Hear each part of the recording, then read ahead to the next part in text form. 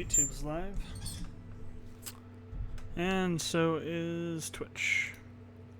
Okay, hey everyone, this is GeoWill from Productions², and we are here to do some KSP streaming.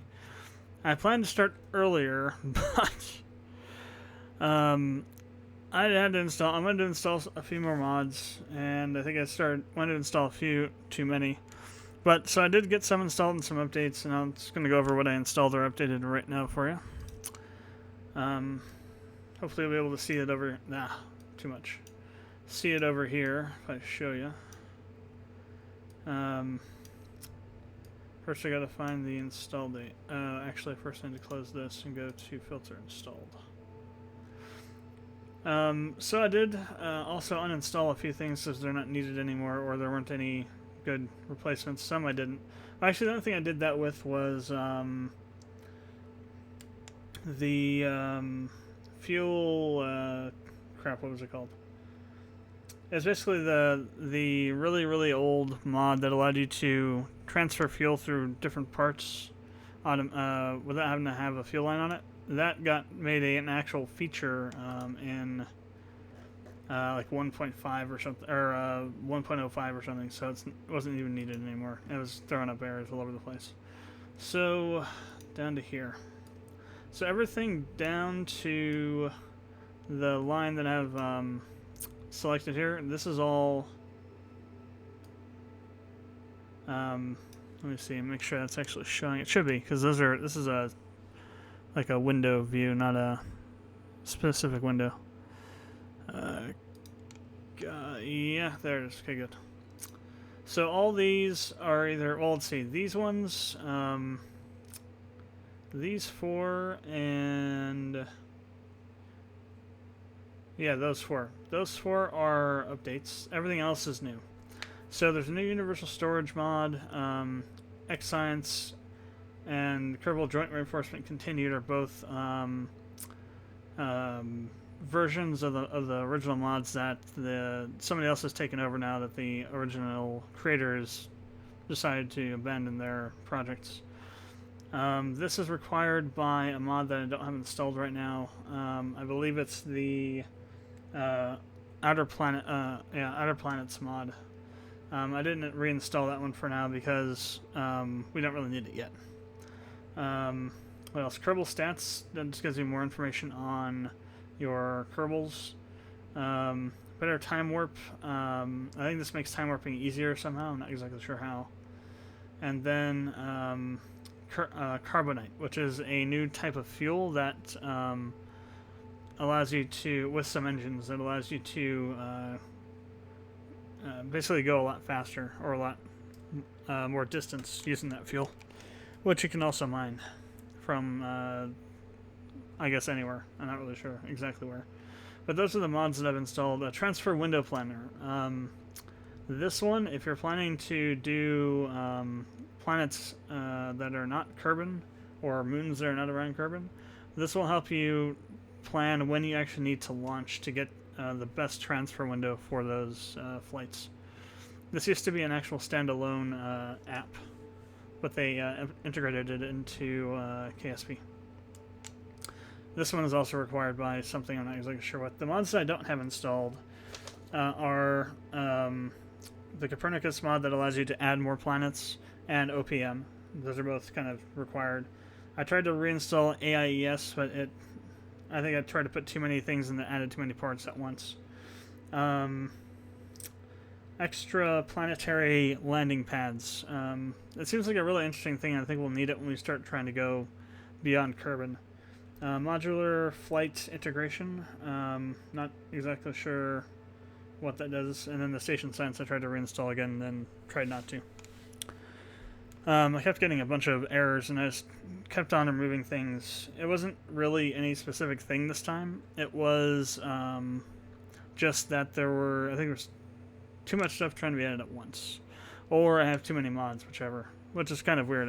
I would think KSP would be able to handle more mods than, say, Skyrim, since it's a much weaker game than Skyrim is in terms of system resource demands. But anyway, so let's go ahead and get into the save.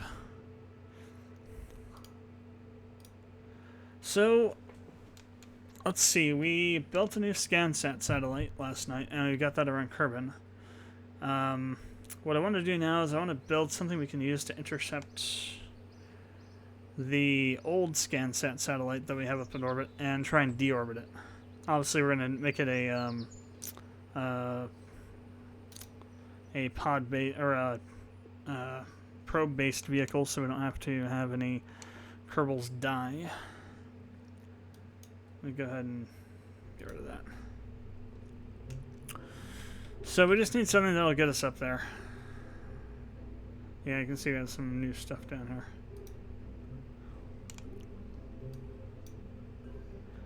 Altitude of your parking orbit around that body is assumed to be circular equatorial orbits.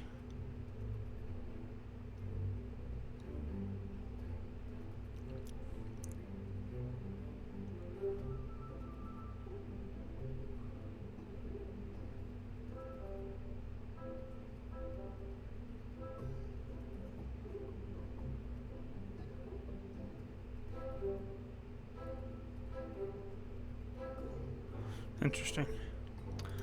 I'm not trying to get to the other one, the Kerbal information one.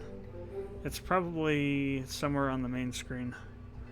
Anyway, so let's do a remote guidance unit, so we can have maneuvering capabilities, because we'll need to be able to align to a maneuvering node. I'll need to fix that on the new. I forgot about that too. I'll need to fix that on the new ones. The new ScanSat vessels.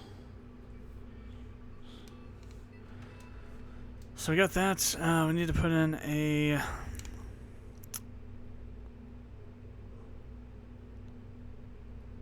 comm thing on the top.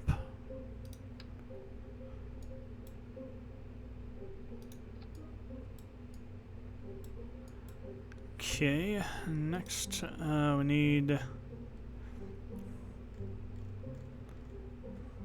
Oh, well, we got some more. Oh, and I found out something else. On some of these mods, there are parts that are given a type of none. And the only way to get to them is to go to... where is it? Let's see.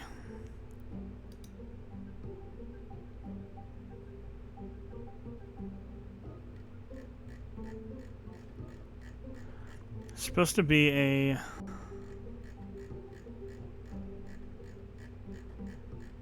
like a none. Either a none group, or you can actually find it by looking at these. So like orbital logistics.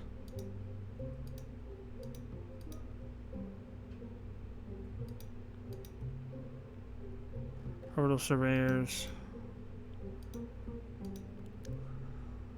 So like, there was one for like D-Magic up here somewhere. Fission reactor. Experience management. Low processing lab. Environment sensor, universal storage.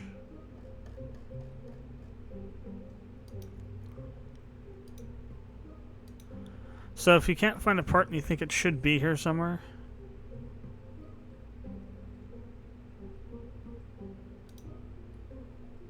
interesting. Spacefly has its own section.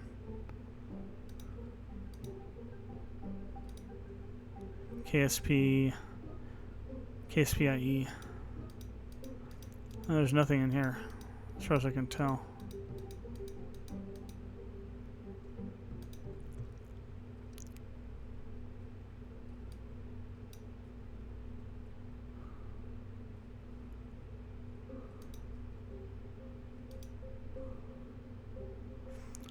So you kind of have to go through and futz around a bit sometimes to find some of the stuff.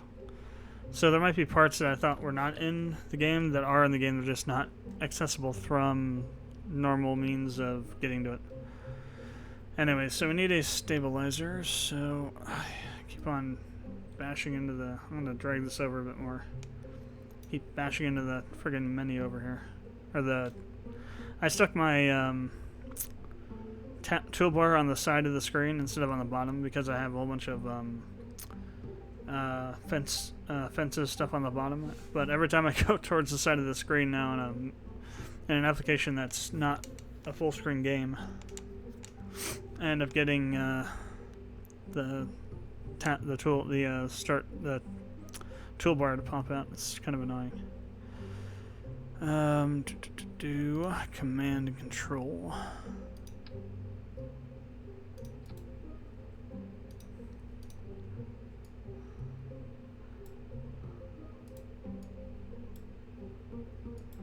All right, so we just wanted to make this pretty basic. We need to have something for fuel for a top stage.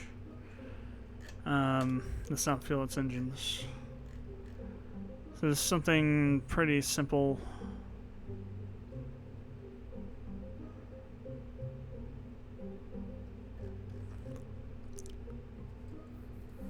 Not all that big if I can find something like that.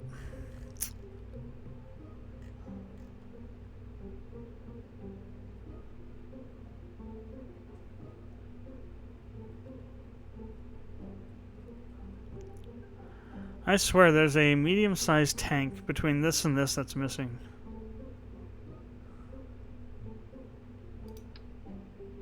Actually, that might be it there. I think that is it. The texture is different, I think. Either that or maybe it's not. I don't know.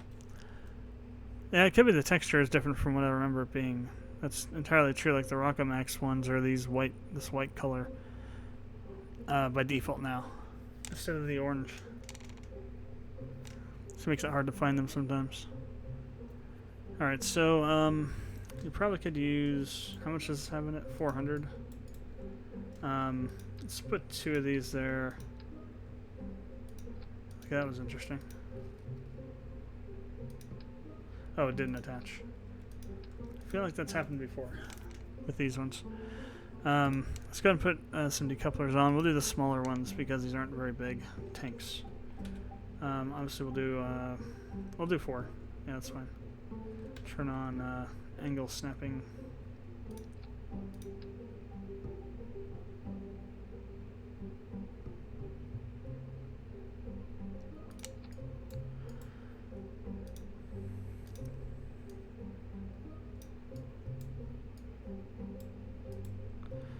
And then what we'll do is we'll put the RCS on top of those.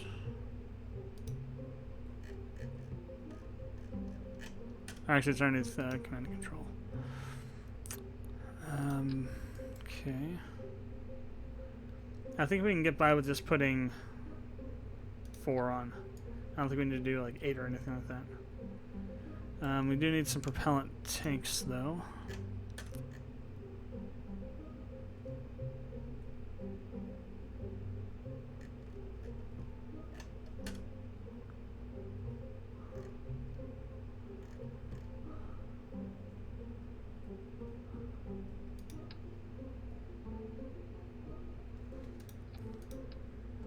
Again, this is going to be very throwawayable.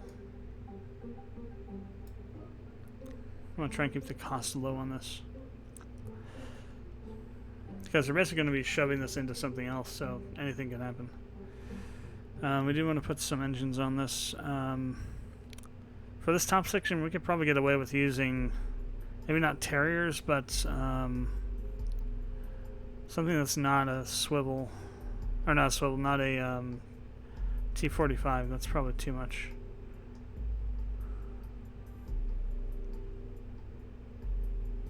Interesting, that uses monopropellant. Carbonate fueled engine.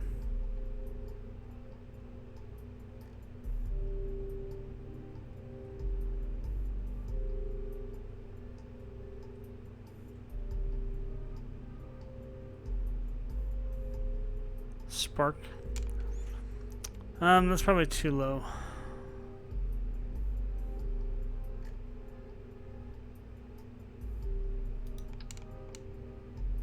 Those are a little bit too big. What about these? Same problem. Can we scale them down?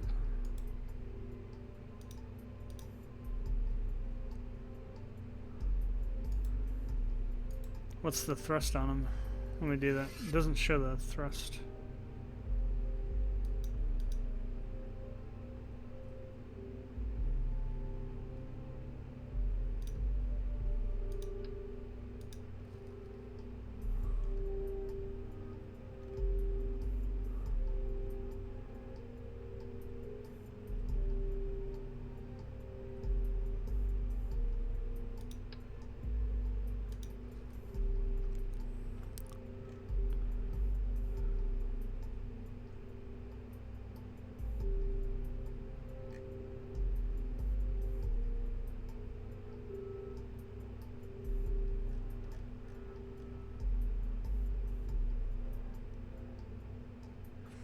Oh yeah, it's because we haven't unlocked them yet. I keep on forgetting about that. We haven't unlocked the nuclear engines yet. Get out of the way, KR. Get out of the way, Kerr. Oh, those are really small. Holy crap. These monopropellant? No, they're liquid. Oh no, yeah, they do monopropellant. Blah. I guess we'll have to go with T-45s then. So I can't find anything that we can put on these.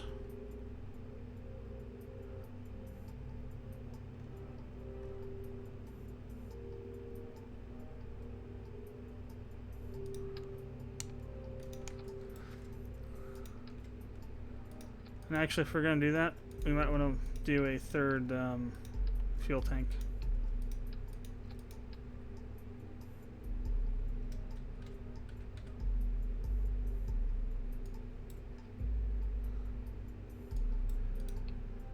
Should have started with the middle section, so it wasn't possible to put it on afterwards. Alright, since we're going to do that, let's move the, see if we can move this down.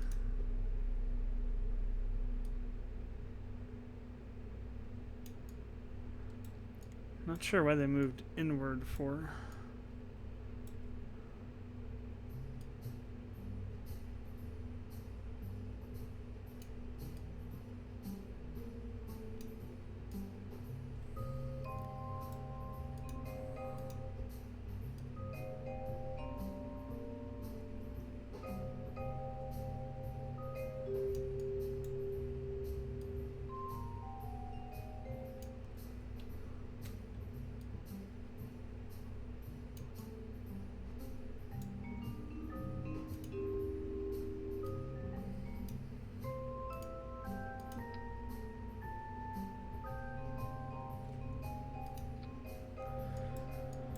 And we can actually then also do another series of these, which is good.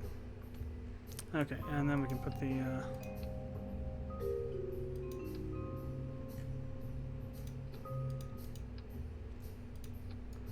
put those back on. We want to definitely do fuel lines.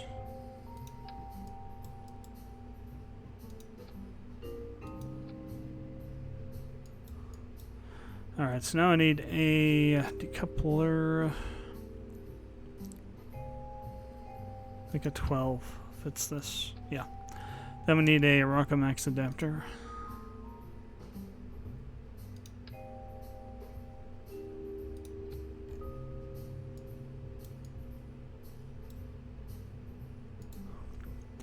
Wait, what is this? Increased profit gained, allowing parts.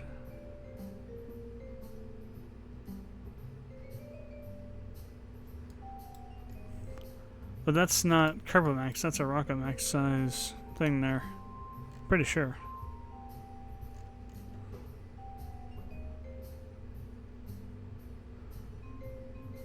Let's get them on the engines, not the fuel tanks.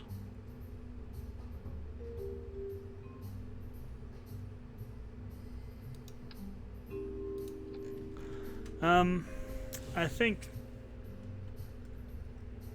one will probably be enough. We'll do one with a mainsail, and then we'll do 4 around it.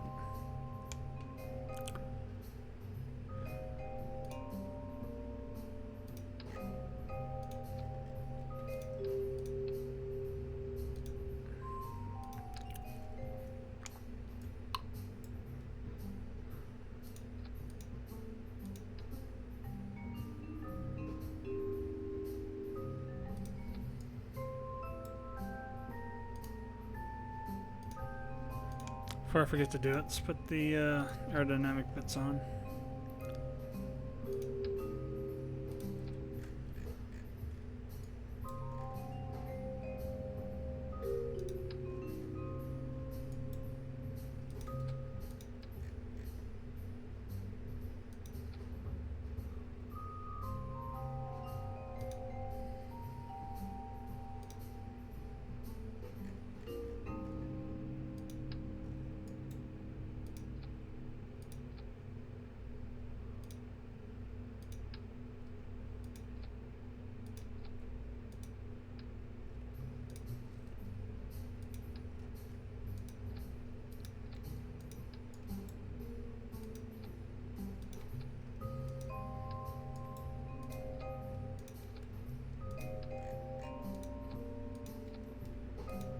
So again, this thing should be pretty easy to get into orbit. It's a very short craft. Very light craft, so we'll probably have crazy tons of... Oh, we'll have to set the staging first, obviously. So, we don't want those to fire yet. Let's put those in a different stage.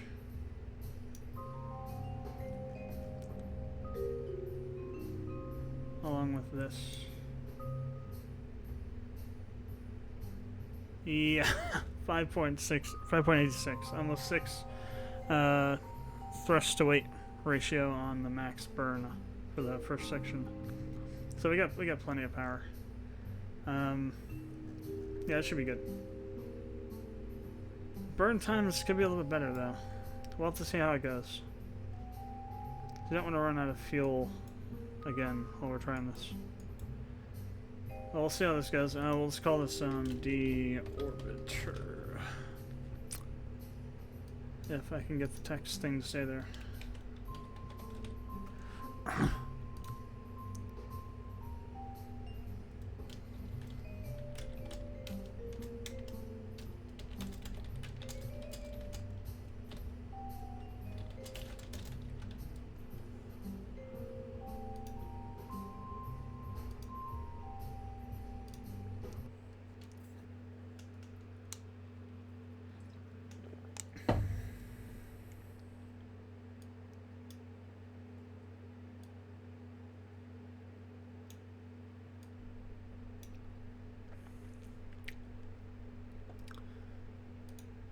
Okay, things seem to be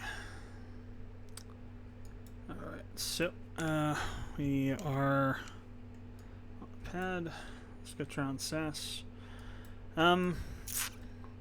Really, I don't know what we'll need for this. We'll start at 3/4. It's probably too much. No, that's actually pretty good.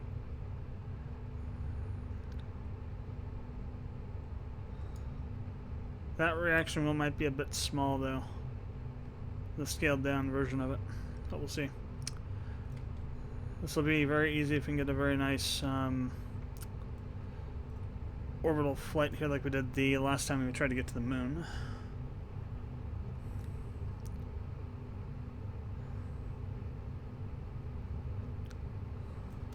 That's a bit too much, yeah.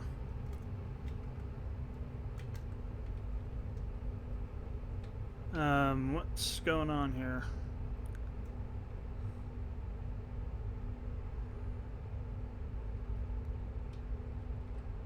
Blah, I think I screwed that one up, so let's turn the thrust down a bit more.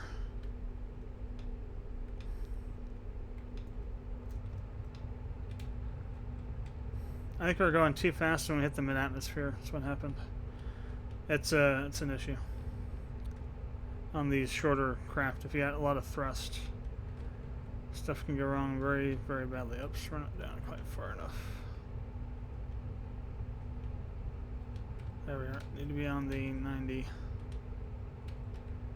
No, you don't have to be, but it's just the best way to go. This thing is not very nice at all. Okay, there we go. Yeah, I think the reaction wheel, we need to change it, put it down lower or something so we can make it the right scale. Alright, there goes these guys. Almost for a second I thought we were going to lose the engine on the main stage here. This should be a lot better. Now we only got one of these.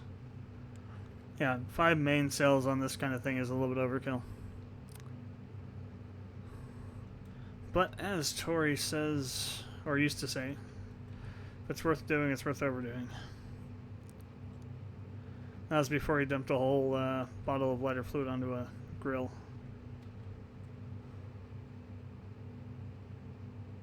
I believe that was the episode where they were testing whether or not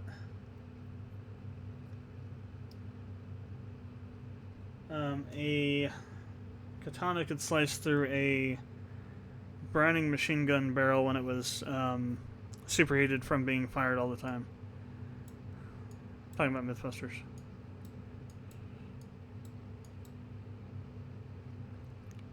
We're already almost out of fuel on that stage, huh?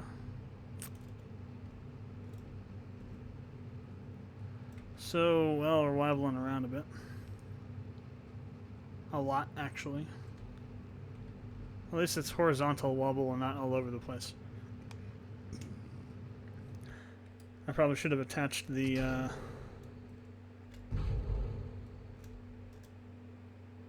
Okay, what just happened?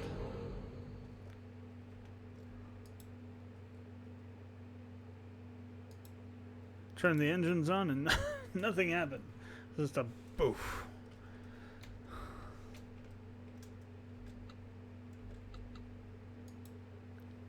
Oh, there's no oxidizer, that's why.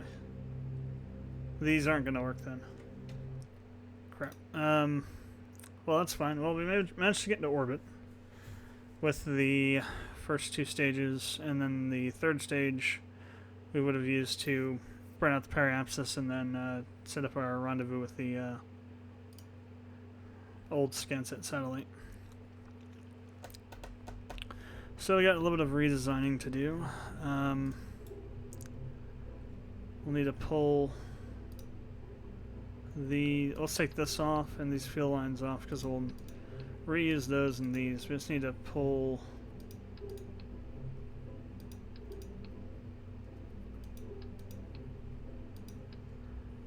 put that back on for a second. I'm going to grab the swivel as well. Need to find a better fuel tank.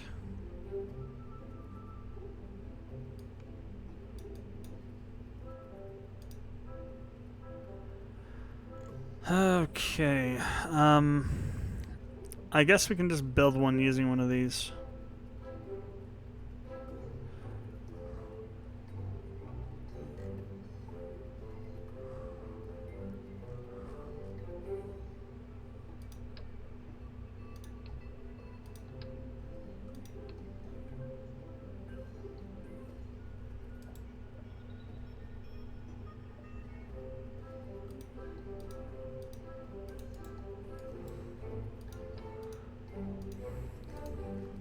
So this has got 900 in it.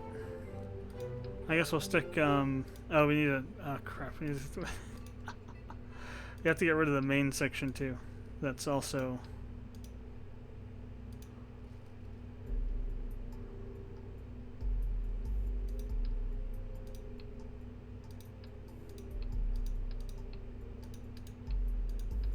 these other ones. So it's actually a slight bit bigger. Whoops. I do want to pull this off though. We're going to stick it somewhere else. Maybe lower down on the stack, in the stack. Well, we need to also have it up here. So maybe what we'll do is we'll put 2 in. We'll put in this one on the top since it's smaller. We'll actually scale it up 1 unit so it lines up with this. And this one I'll put down below on the Rockamax stages so it'll be able to help with that. So yeah, we can actually probably get away with 2 of these now because these got 900 each. Nah, am I kidding? We're gonna do 3. Might as well repeat what we did before.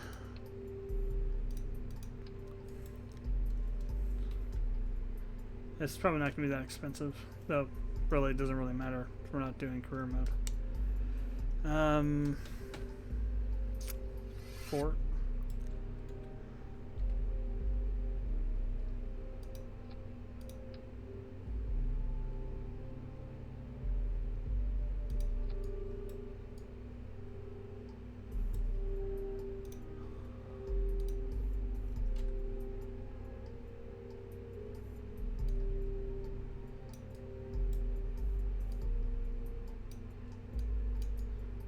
Can't quite get all the way up. That's interesting.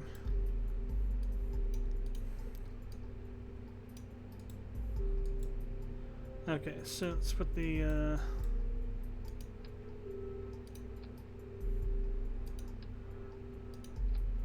now we might have to scale these up 1 unit too. I got no problem with that.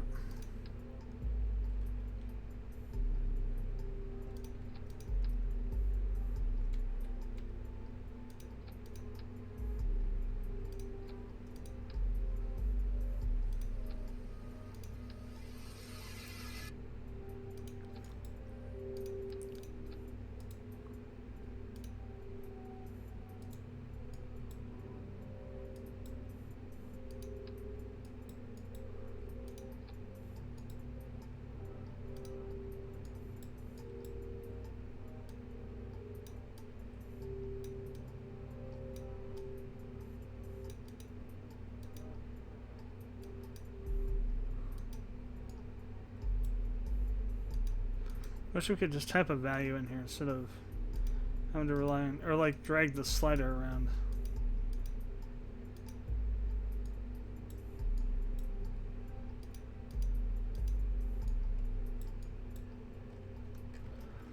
Too, that would also be useful. I think that's about what we need. It's 150.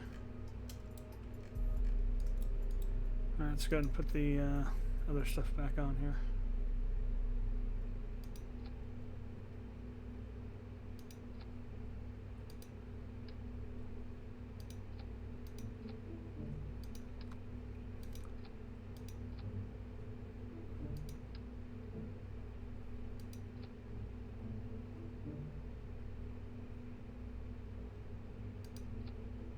Crap.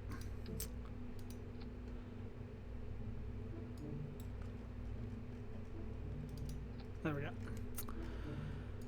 Okay, grab our section here.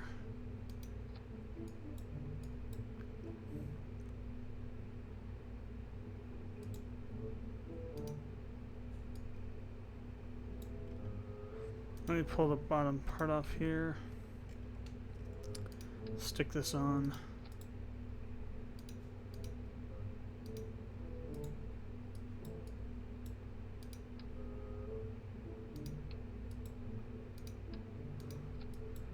I guess we're gonna have to scale that up a little bit. That kind of broke these struts, didn't it? Whoa, whoa, whoa, whoa, whoa. Okay, there we go. Actually, you know what? I want to put these inside of that section there because those line up pretty well. Just like that. It's like they were made to do that with or something. These ones are broken as well.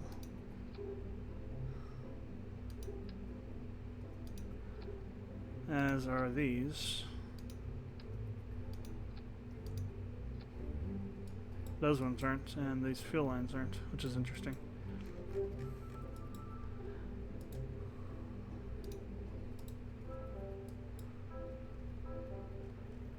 Alright, that should be interesting. It's going to be interesting to see how that flies. Kind of scaled it up a little bit too much, but... Oh, one thing we need to do is to... try and reduce the wobble from this section to this section. Rather, we should go the... Well, no, I guess that's right. Yeah. I guess it's going to hook up into the engine, so whatever. It'll still work. Let's make sure all of our staging is still correct. Yep, those come off. This comes off. Those go. Those come off. Everything's staged. Not staged, but the fuel lines are in. Those guns are on. Still pretty good on the thrust to weight. So scaling those things up shouldn't cause too much of a problem.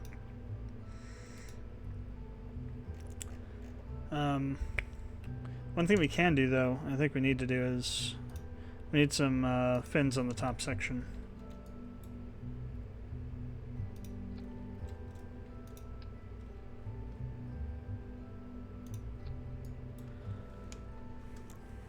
Alright, save that. I'll try a launch now.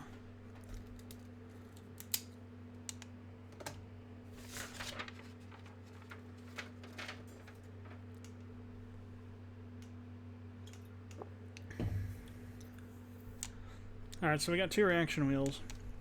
But we got a frickin' huge rocket in the middle. This should be interesting to see what happens. I have a feeling that we're going to need to go up straight till these can come off so that we don't have them crashing into this. Because this is a lot bigger than these. They'll come off and drop down into it and probably take out the bottom tank. Well, actually, it is 1 tank. It's not 2 tanks. Well, maybe they won't then. I don't know. We'll have to see. Maybe I'll intentionally try and...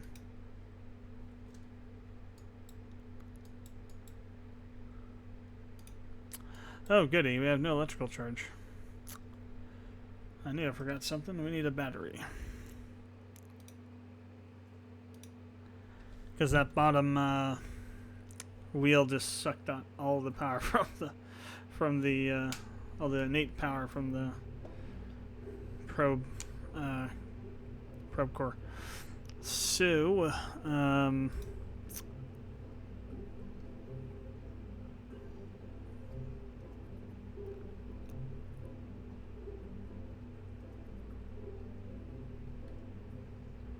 pilot starts. So I think in utility. Well, in utility we have this super battery. But I also thought we had one that added, oh, I guess it was this when we scaled it up. Or no, here we go, the 400, that's what I was looking for. Now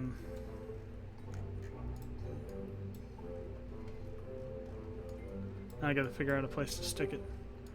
So we probably fit it in here somewhere. Yeah, that'll work. Yeah, 209. Well, it's a good thing we're not spending money on this thing.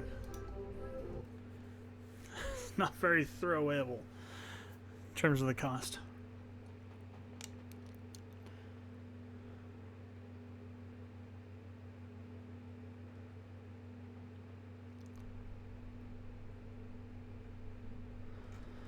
Okay, let's bring this out so I can see what we're doing with the electrical charge. Yeah, look at it. It's just like draining it like crazy. Alright, we'll go 3/4 throttle again. Actually, let's go half.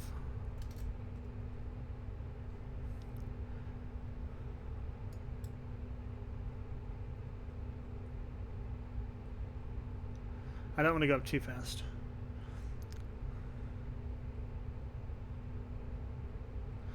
Yeah, it might have flipped out because there was no fin. We didn't have any wings on the top section, and so when we hit that thinner atmosphere, it just tipped over. We'll see if those fix that issue. Once we drain these 4 tanks and get them off, we'll start doing the turn. I'm not going to try doing a turn first. I mean, theoretically, they're smaller, so they shouldn't destroy this thing, but they might take out the engine on the way down.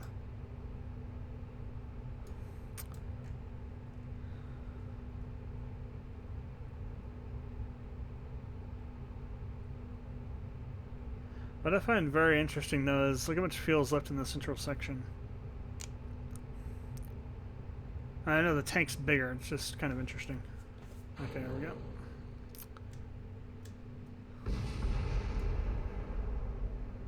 At least they won't fall on top of the launch pad. Let's go ahead and start turning.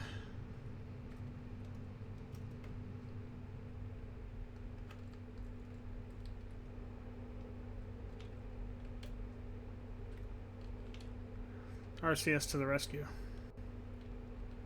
That got out of hand really, really, really fast. And I think it's because we don't have any fins on the intersection. We are falling backwards.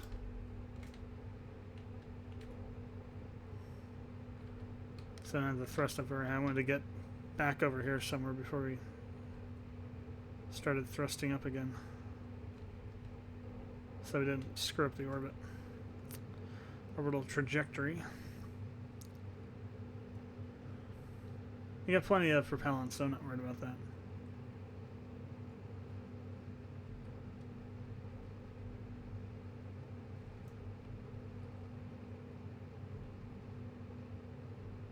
It's still kind of wobbling around a bit. It's a lot less. So I think the struts are helping a little bit, but and the RCS too, but still. Oops, I'm going the wrong direction. Stabilization's not really. No, I'm going the wrong direction again. Damn it! Driving the rovers around on the moon too much.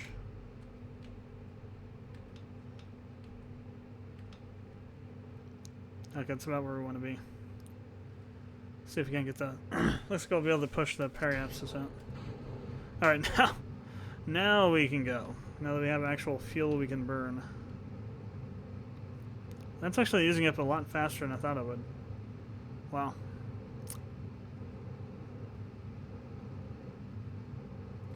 Oh hell! Wow. But we definitely have a lot more thrust. Actually, we could probably burn a lot less quickly. We're still pushing ourselves like crazy even here. Still using 17 a second, probably because of the... Oh no, those are all the same size, aren't they? Oh no, we scaled them up, that's right.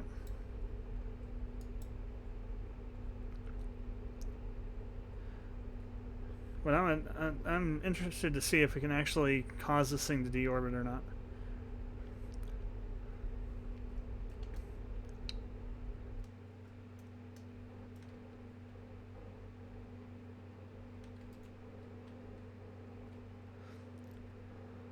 And it's going to take a lot of pushing in certain directions.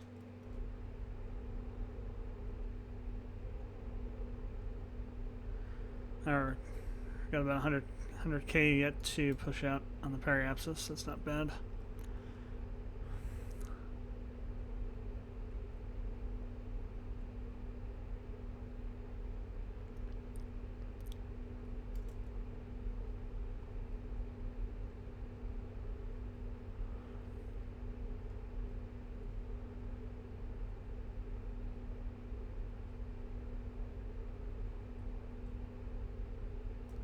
One thing that's going to be annoying is I think it's going to be hard to control burning towards the satellite with these, because they go so friggin' fast.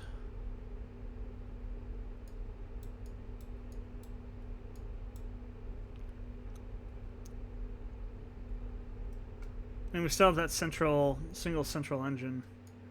How the hell are we're still not out of the atmosphere yet? Right.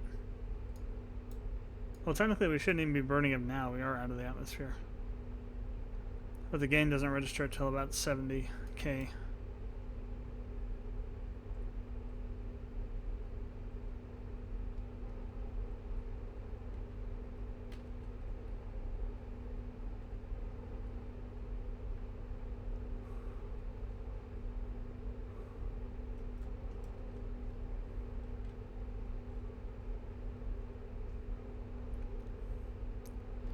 We are pushing the apoapsis up so high. I probably should have gone up to the AP node and burned from there, but we got plenty of fuel.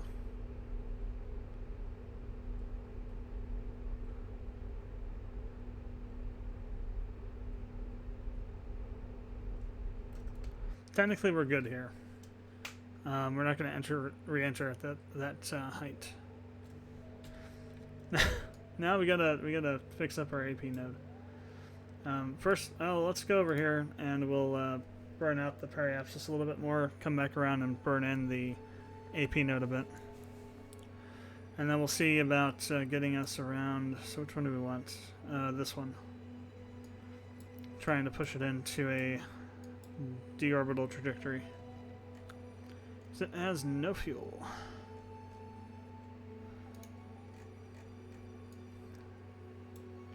Does it? It might have RCS, but I'm not sure how effective that would be.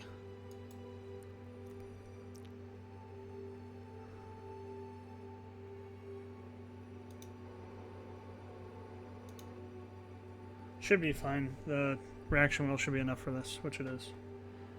Quite enough. Okay, so I just want to burn the periapsis out to probably 100k. Would be good. Should have done this in the first place. Alright, now I'm going to come over to the periapsis and line up probably kind of close to it.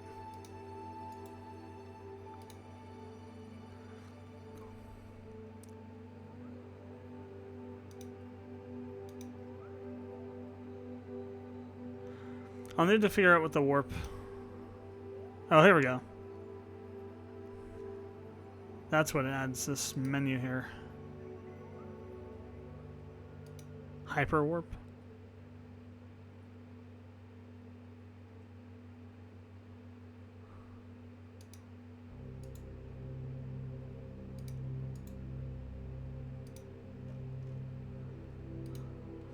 Too busy playing around with the time warp things. So yeah, it basically allows you to go faster, I guess, when you're going in between planets.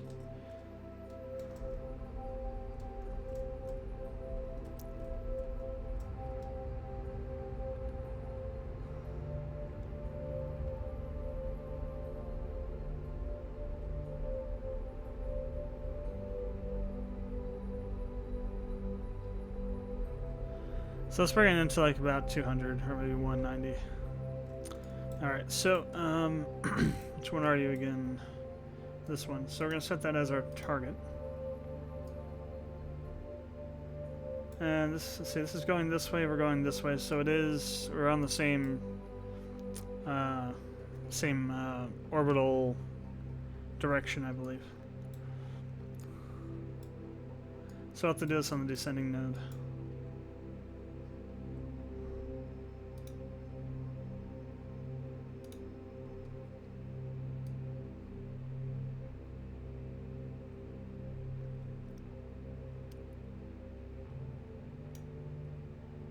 No, we want to go normal.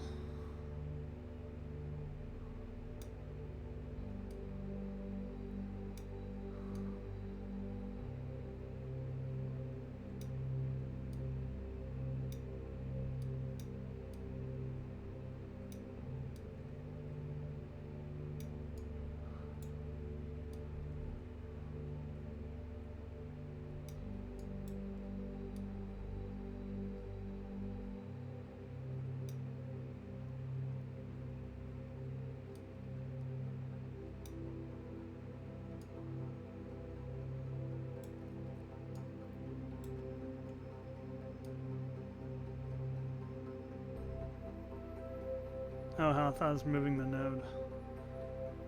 I was moving radially. Actually, that might be what we need to do.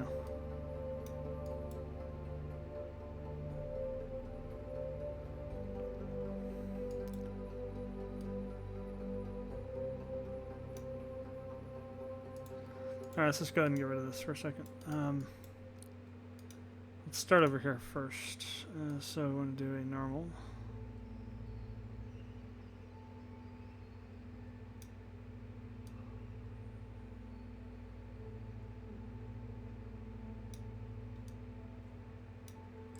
I could get rid of that too.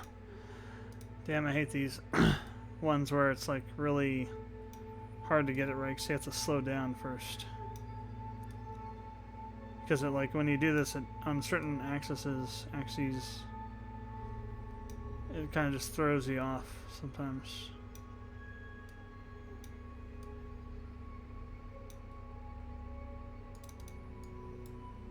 Of course, I'm trying to move the damn thing and I'm hitting the radial again.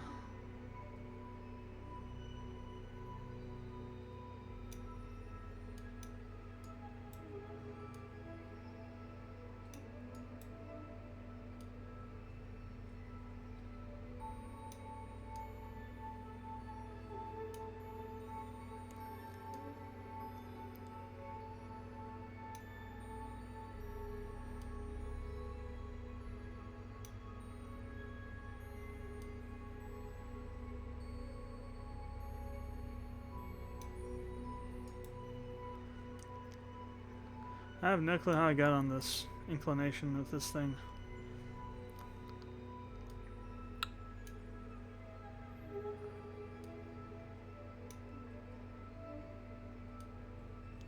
gonna be a pain in the arse.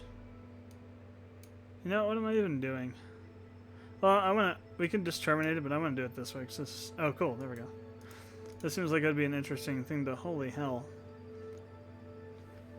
That's a lot of burn we have to do. It seems like this would be an interesting thing to try. Technically, we could just terminate the ScanSats thing, but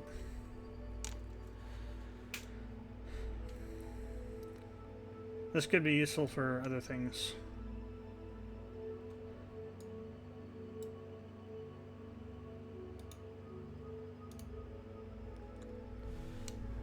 Don't know why I didn't think about that before, just terminate it. Duh.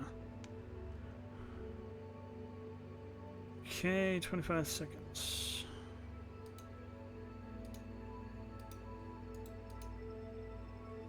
Now we'll just let it go. So a minute, 2-second burn. So a lot of speed we gotta put on.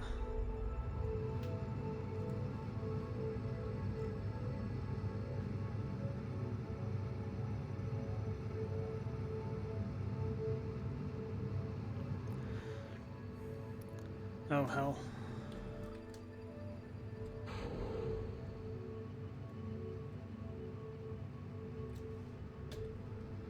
Okay, now we don't have so much thrust.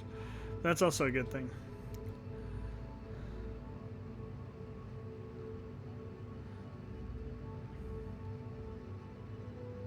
Jeez, we were burning 20 fuel a second on this thing.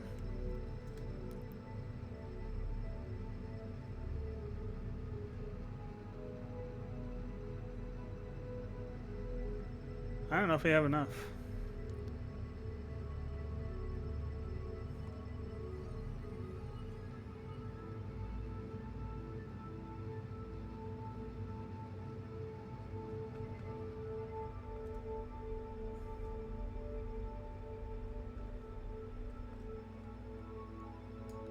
That kind of doesn't look at all like what it's supposed to.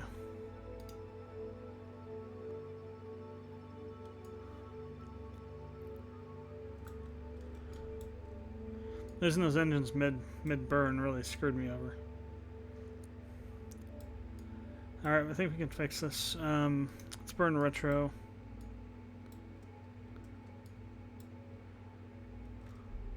A little bit.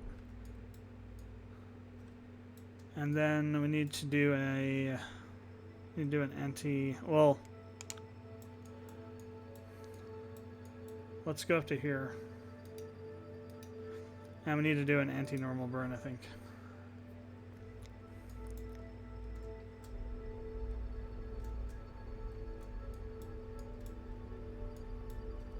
Let's do this visually, the old-fashioned way.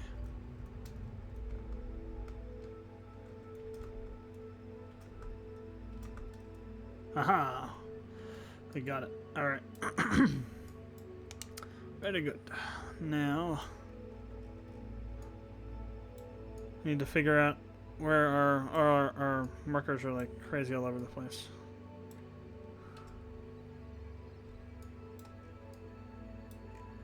So we need to create a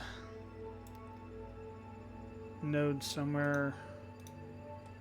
Let's see what we can do with this.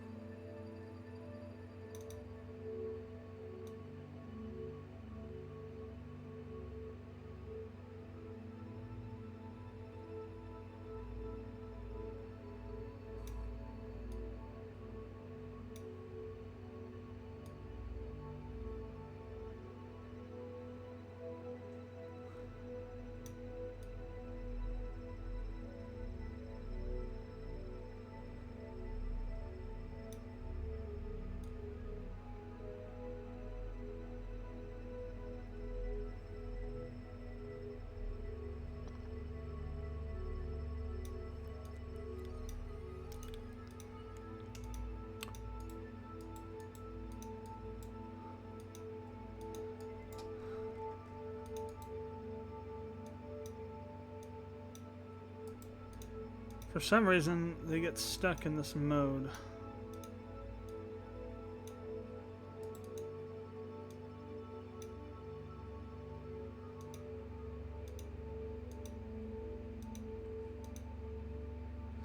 Oh, interesting. You can also add hours. I forgot about that.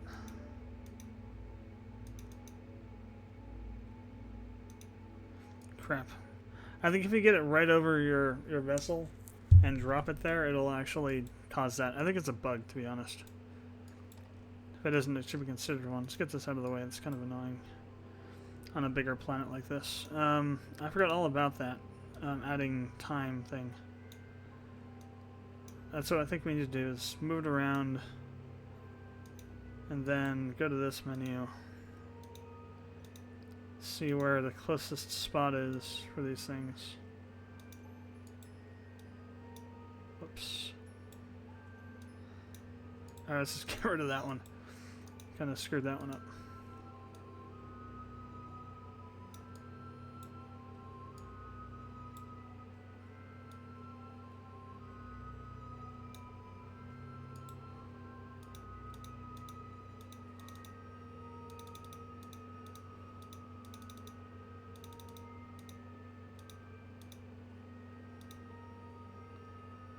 So we are within... That's still a huge distance, but...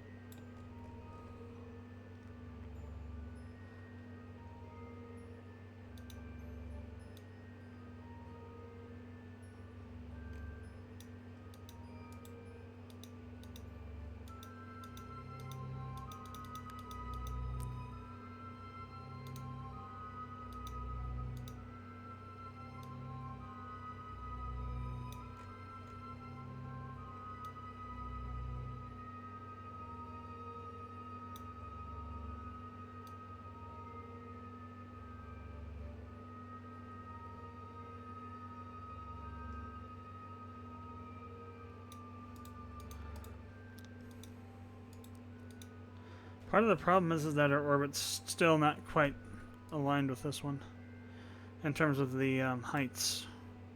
Let me actually put something on the PE node real quick here. We'll pull in the apoapsis node as a whole.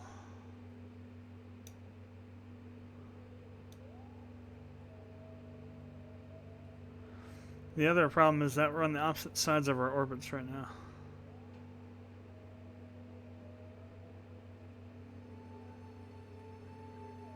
And no, actually, we are not going the same direction. We're going opposite directions.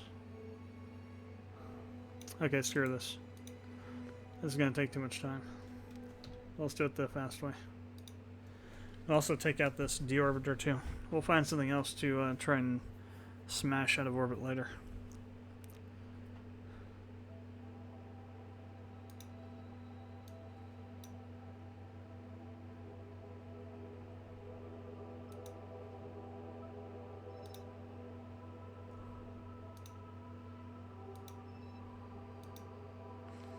Okay. So now what we need to do is to get. Well, let's start with. Let's actually go ahead and get some more of these comm stations up here to the moon. I want to put one in a polar orbit. Well, I don't know. If maybe we want to go in the same. Try and go in the same orbit.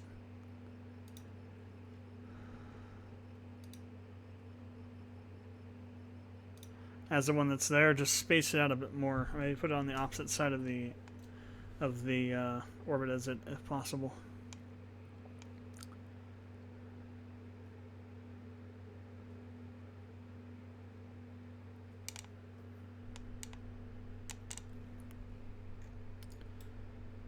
All right, SAS. I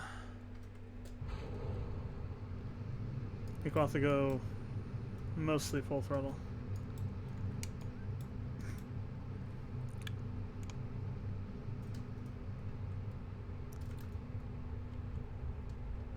Actually, we get away with three quarters. I think it's pretty decent speed there.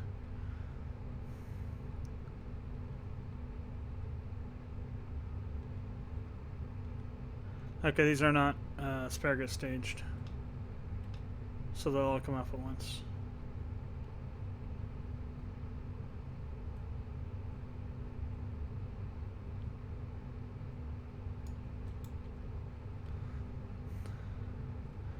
To make sure nothing kind of... It wanted to tip over a bit.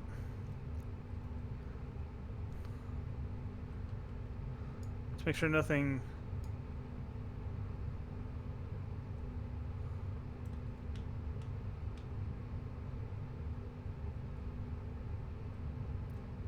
has too much of a chance to hit anything. I'll try keeping at this angle on the rotation.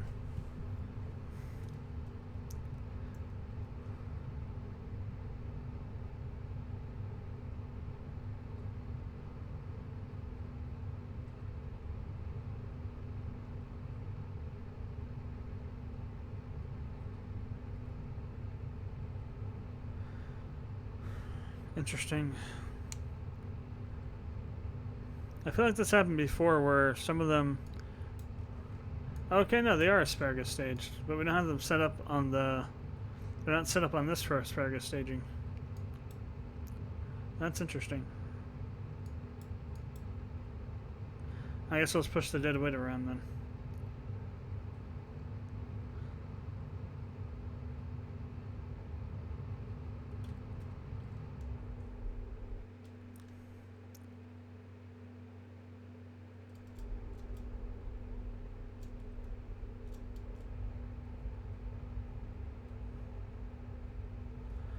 Let's actually wait till we're out of orbit with their apoapsis, and then we'll jump up there, or near there.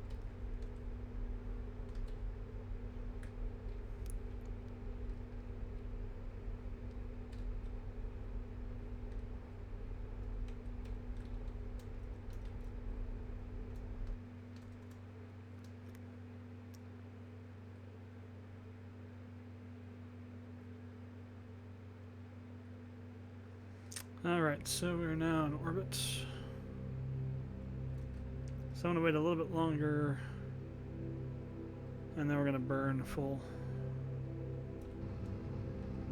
I'm going to move us down below the horizon here.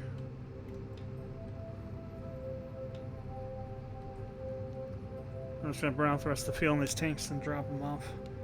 It's not really as efficient, but it'll do.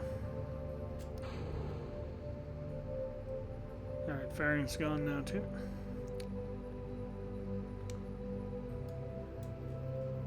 This doesn't have RCS, right? No.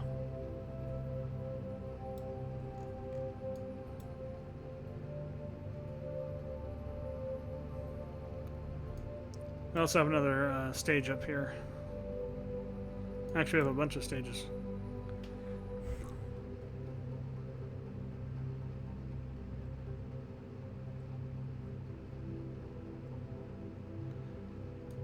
And the staging is not correct on this either.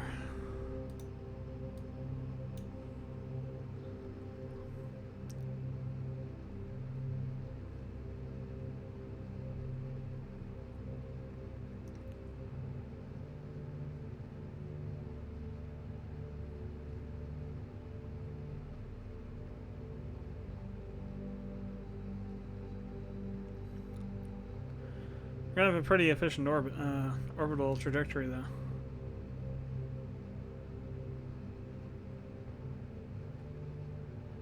Get this up. Get the periapsis to 80.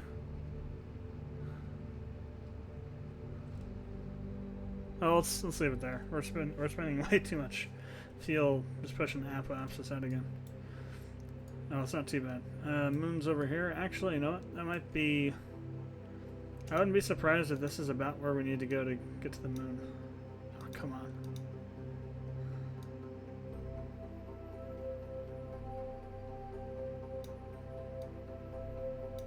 Jeez. No, we're by it. Crap. Yeah, when your thing goes by it, the nodes just crap out.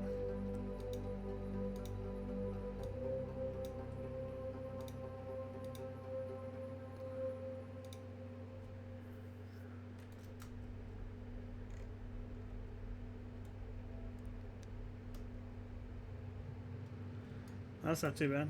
It's only a 20-second burn to get there.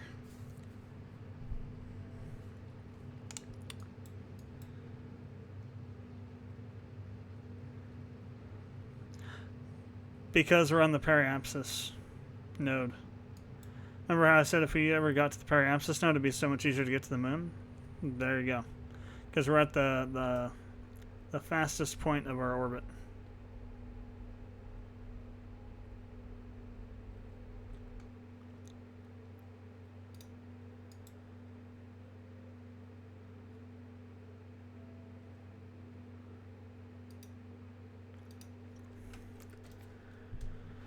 So that was pretty good. Why am I not focused on... Somehow I've gotten focused on Kerbal instead of...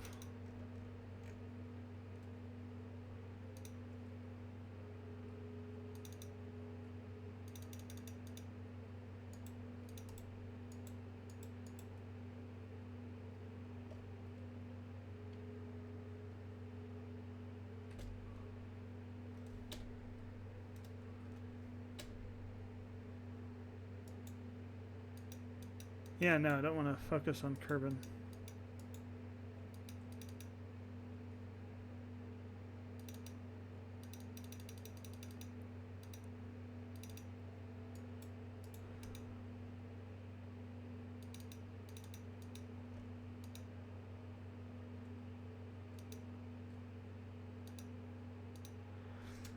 Well, hopefully when it gets closer to the moon, we'll be able to select it.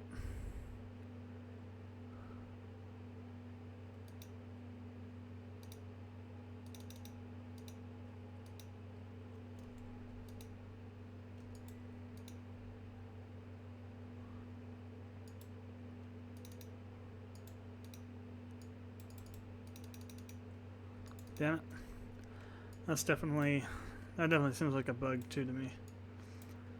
Oh, easy vehicle selection. You can actually just hold Alt down, select a vehicle, and change to it. Makes it a lot easier. Anyway, so let's go ahead and burn retro and get ourselves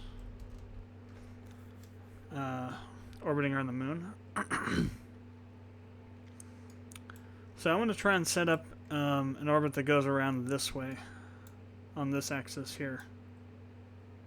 So that we got one going this way, and then we got one going this way. So that while this one maybe like behind the moon, like say the moon's over here instead. So while we have one, maybe this one's over here, this one will be somewhere else and able to provide that signal.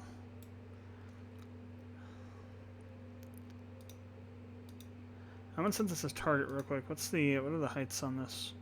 354 and 322. Okay, so about 350 is what we need to aim for.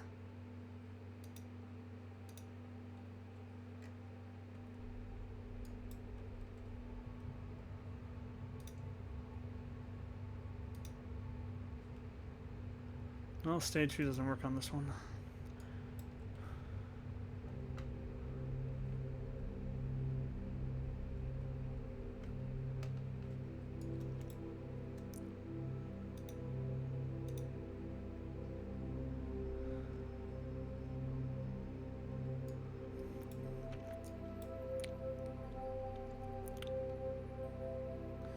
Lost control there for a second.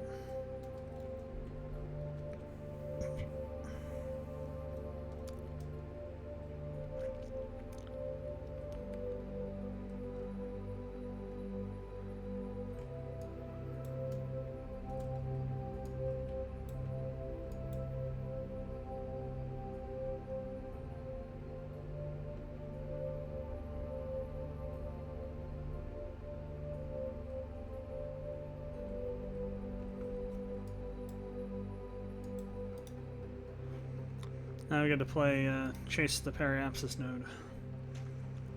It's annoying, but it's... well, if you're on the other side of it, it's a bit easier because it won't move as much, but then you turn it back the other way. It's easier just to do it this way. Then we'll have to do our burn. It's probably going to be easier to do a... well, I'm not sure if a normal would be good or not. It depends on which way we're going, I guess. Which way we're orbiting. Okay, that's probably good. You also don't want to like be intersecting anywhere with the other satellites' orbit, so let's make sure of that.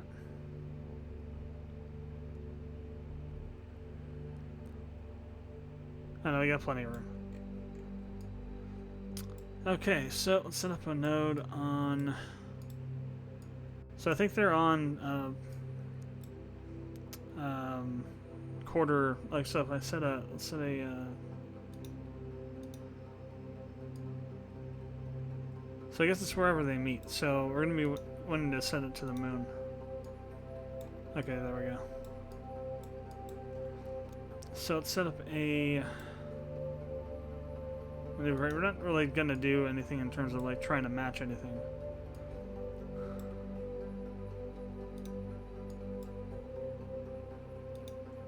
We just want to have us on the point so we can do this the right way.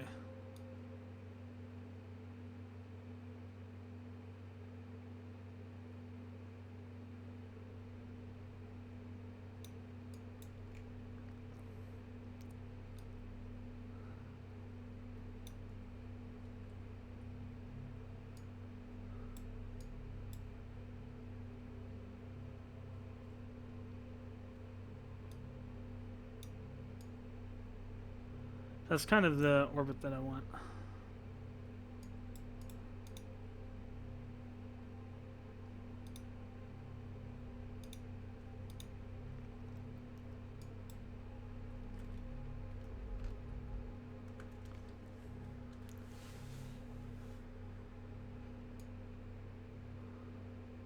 Let's go ahead and make sure we're free and clear again. Yep. Okay.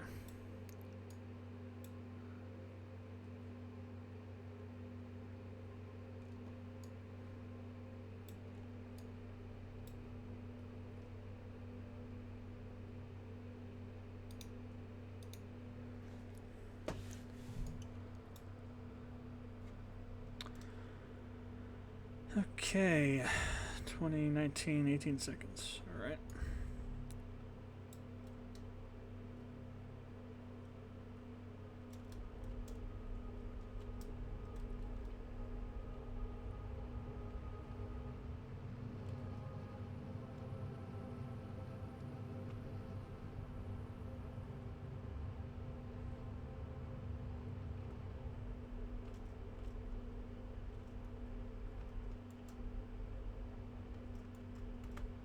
A little bit over, but that's fine.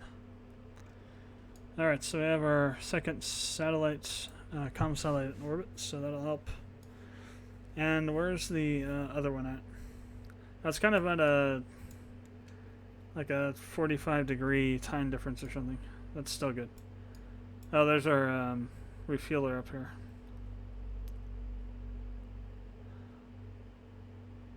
They did kind of drift apart, didn't they? But they're on the same, pretty much the same orbit, so we can easily, well, not easily get them back, but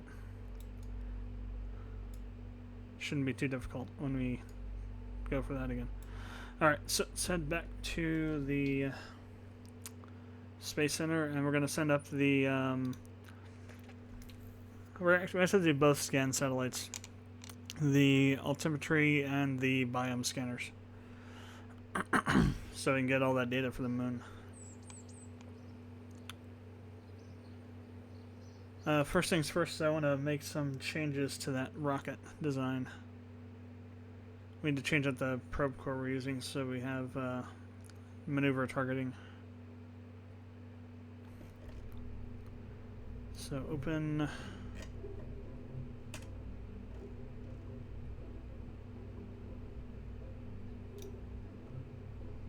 load. And this is the so that's the biome scanner. And what's the other one? Did I misname it?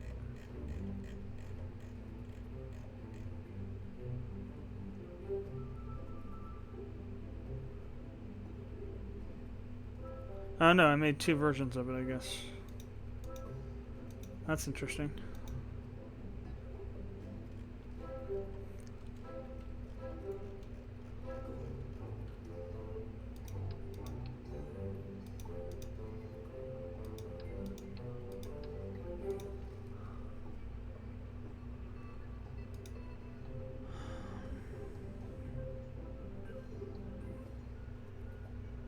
Oh, command root guidance unit. Alright.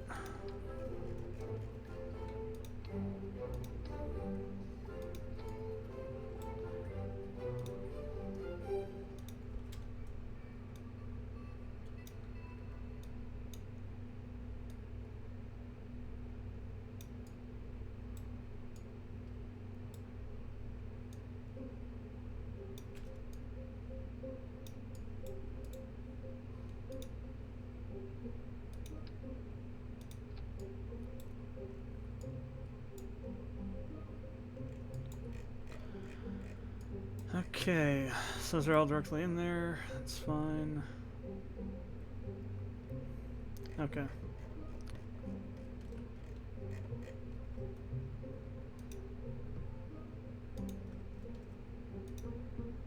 Let's go and launch this and see if we can get it to the moon or not. I think we do. I think I remember that we had a lot of fuel left over.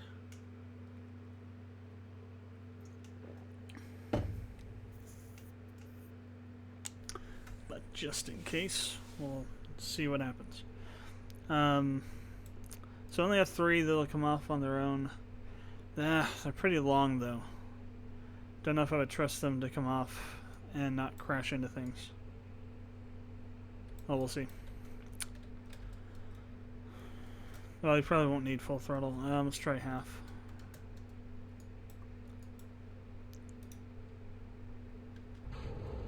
Okay, now we do need full.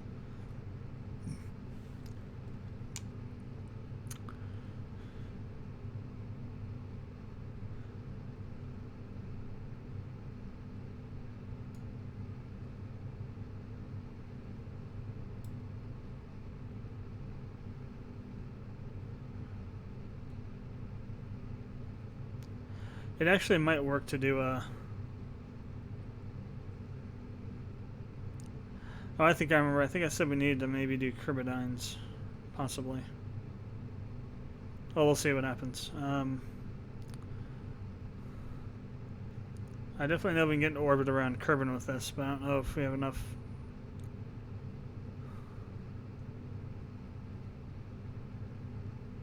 power and fuel to get us to the moon.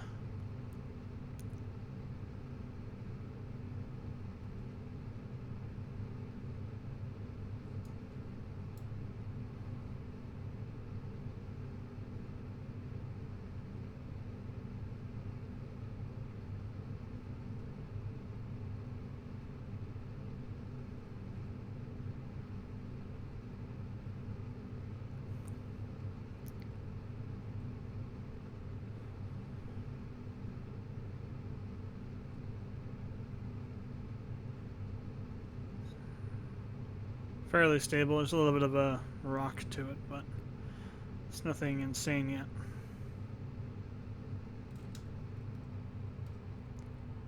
It's going to start slowing down a little bit.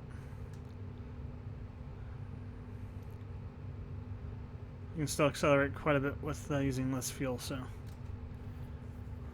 it's always good to try and make it as efficient as possible.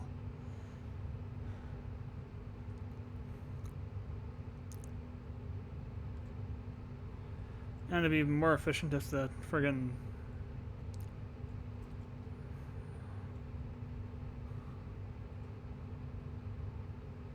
prograde node would move down so much. No, not angled below it. It's either that or we actually tilted up a bit because the stabilizer stability assist wasn't stability assisting.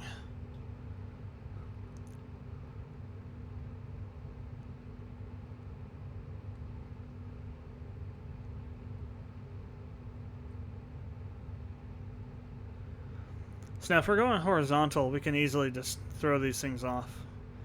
But you don't want to be going horizontal till you have a somewhat orbital apoapsis height. So a lot of the times you're not going to get to this point with your first stage before you have to drop it. I think we can go ahead and release the fairing too.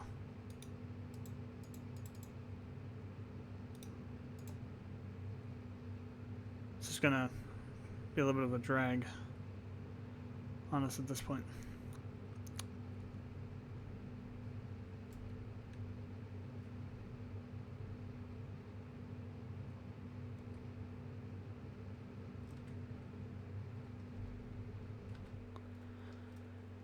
Alright, I want to wait till we get up to the AP node a bit.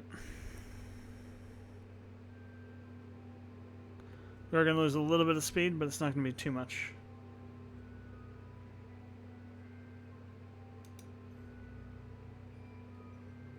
Maybe 300 or 400 ms.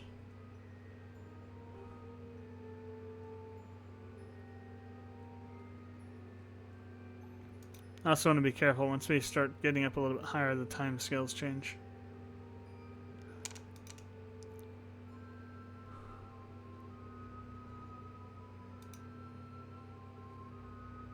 Oh, right. They don't change until you stop from a time warp. Very handy. So I'm going to get to about a minute, and then we'll swing back down to the horizontal and burn again.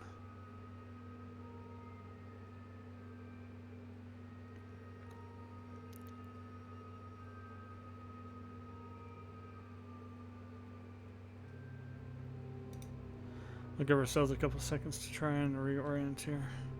Do we have RCS? We do. But it's not very strong. Oh, it's good enough.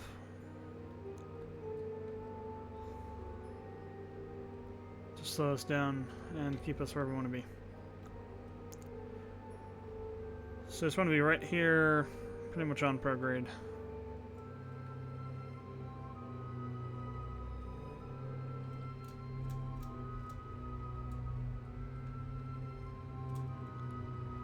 Maybe even a little bit below it. The idea is to try and keep our apoapsis growth to a minimum while we're burning up the periapsis. Alright, that's pretty good. We now have a pretty much stable orbit. You know what, I think we're going to be set up again for the PE node, actually, or pretty close to it. Which is very good. That helps us not burn so much fuel.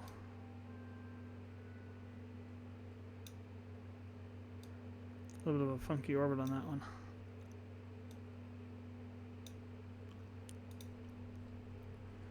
That's still a 45-second burn. Still, it's like nothing compared to some of the other ones.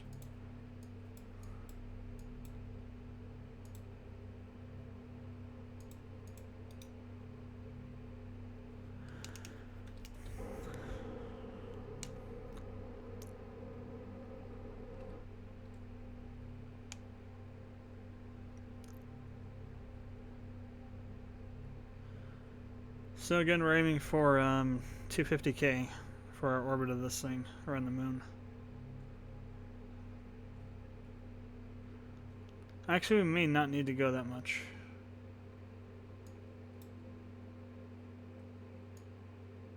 So the moon's pretty small. Well, that's what the thing says it needs. So I don't think it matters what body you're orbiting. It's just what it is. So.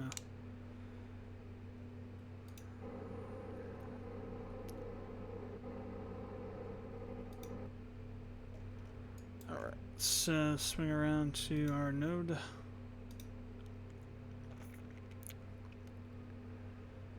Target should pretty much stay on target. Yep, alright.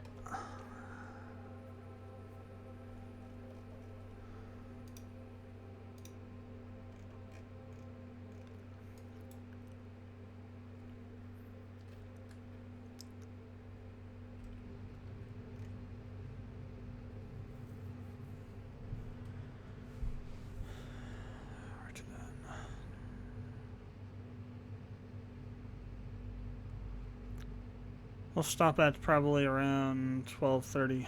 It's about another 50 minutes or so.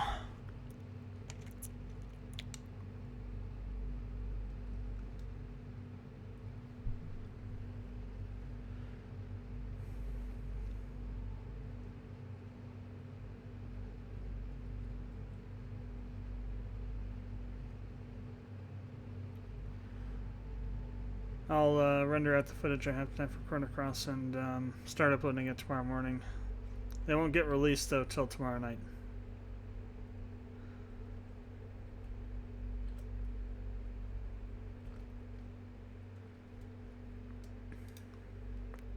Could have done a little bit better on the orbit. We got tons of fuel, so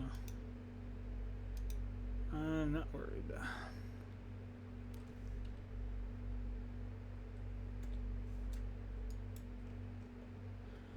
I hate it when the orbits go like this because they're really funky when they switch over to the actual orbit around it. Usually this kind of thing means you have to burn around to go the opposite direction.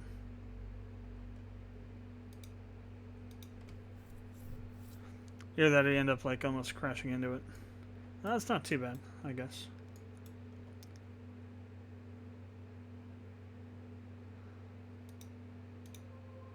Periapsis node's almost right where we wanted already. We will have to do a burn to set the inclination to a polar orbit.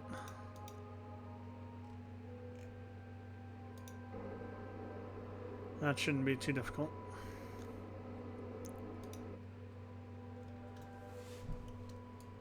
We'll also need to make sure we're not going to crash into any satellites. That'll be a little bit harder. So we got quite a lot of stuff orbiting the moon right now. And we're going to add another one on top of that in a bit.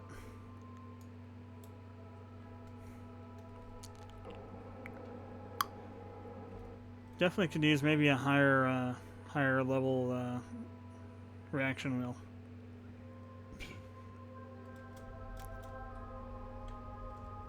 Whatever we got on there doesn't seem to be able to handle it too well. At least not with the second stage still on.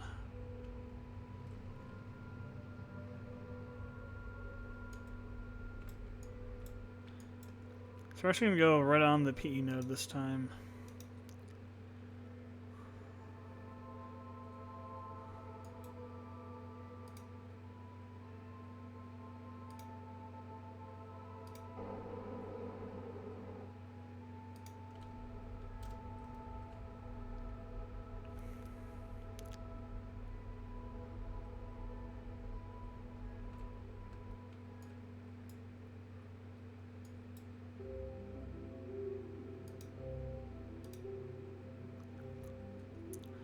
Technically, we could actually use it right here. The maximum we could do is 500k, but the recommended is 250.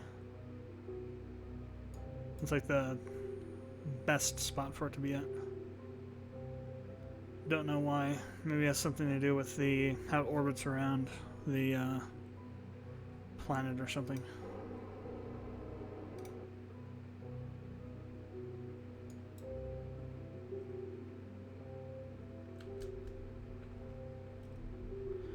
Alright, we'll have to do the periapsis down first.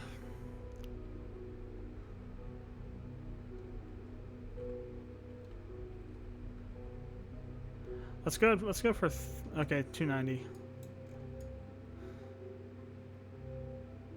That should be fine. I don't see any intersections at the moment, which is a good thing. Our inclination's already kind of in a good way. Won't be too hard to shift it. Well, maybe it will be. There's actually quite a bit of burning we'll have to do for that. There's too many friggin' lines in here. Okay, add a work there. We'll have to spin back around to retro, which is always fun.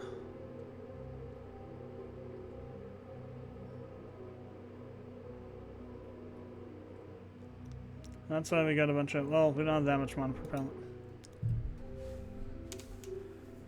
We only got 80.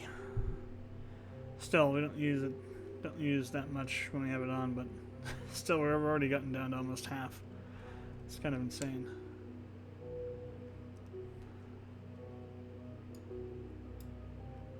Okay. Doesn't have to be exact, just needs to be near it.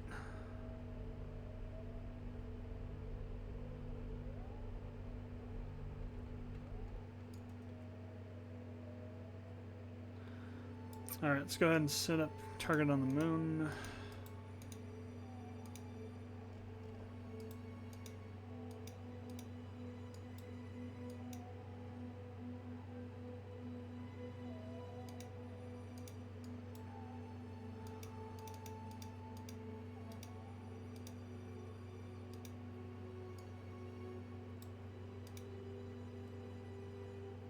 Oh, that's kind of weird. Click out here to set target. That's that is very strange. All right. So I just need to find. Well, it actually didn't work, did it? No target. For some reason, the moon is not there. I've had that happen before. So I guess we'll just have to figure out the best place to do the inclination burn at manually.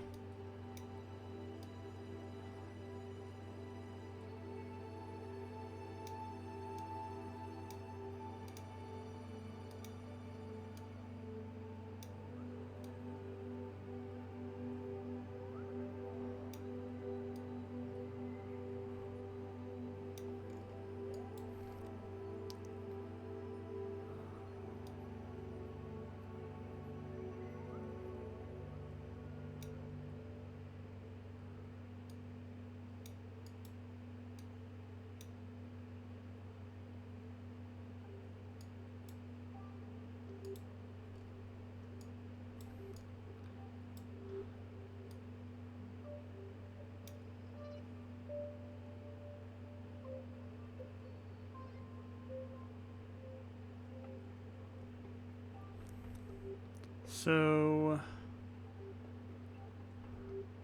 289 and 297. That's pretty good. Are we intersecting anywhere on this proposed orbit? Nope. That looks pretty good. All right. That is what we'll do.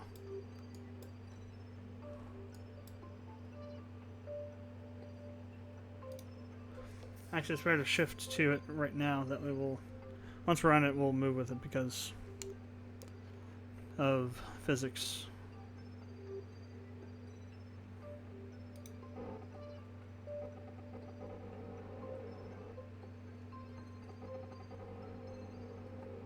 That's pretty much a polar orbit too. It's about as good as you can get without being able to target the moon anyway.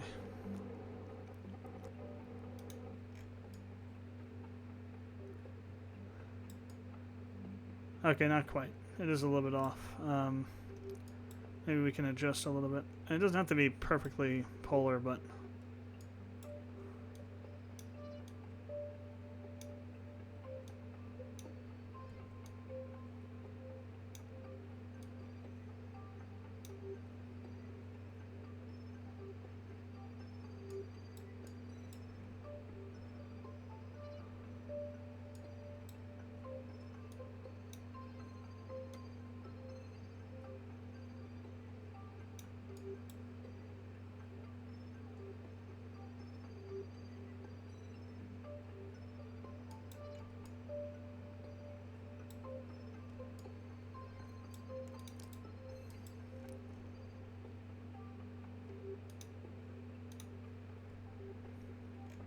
Alright, let's go ahead and get this set up.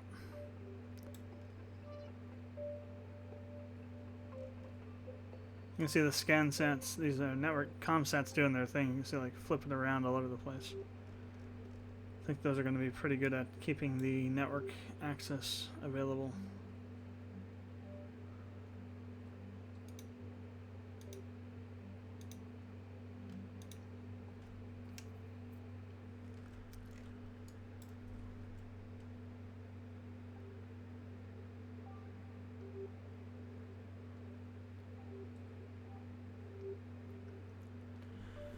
So 19-second burn. Okay.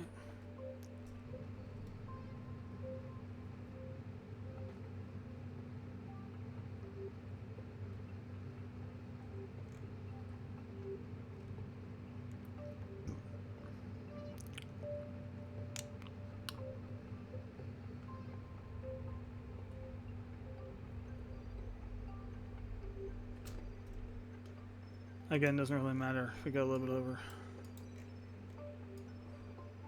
As long as we're not intersecting with anything anywhere. And we got our stuff about where we want it. Yep, we are good. Alright, let's go to vessel view. Still got that whole section on there of fuel.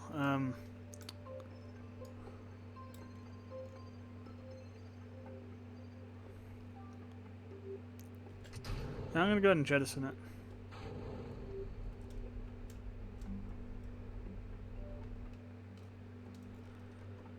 Okay, so let's get the panels out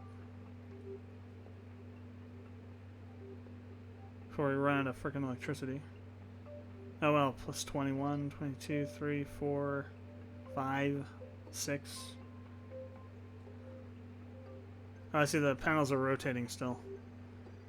So almost 27 charge. Wow.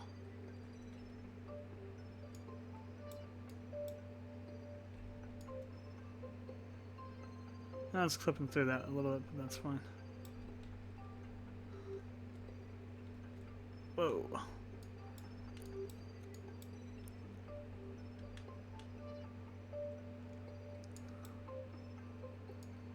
Okay, so that'll go, and we'll get our altitude data for the moon.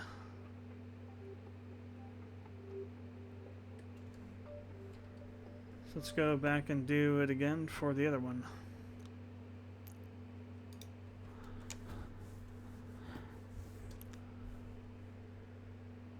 The biome scanner.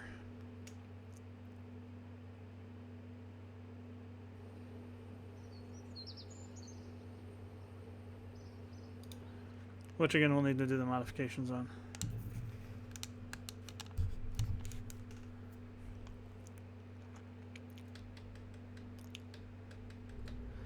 So once we're done with this, I think we'll try another trip up to Minmus for gathering science. So here's what we're going to do with this time. We're going to leave this one on here, but we're also going to add a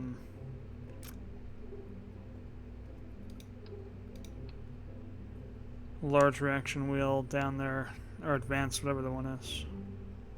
Advanced reaction wheel module large. For this bottom section, just because that'll help a lot. Then, oh, this already is a remote guidance in. Okay, good.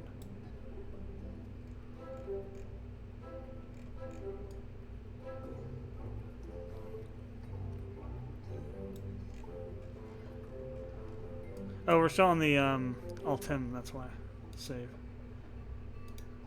Well, we need to do that anyway, so that's good. Let's go ahead and open up the biome scanner now. Make all those changes.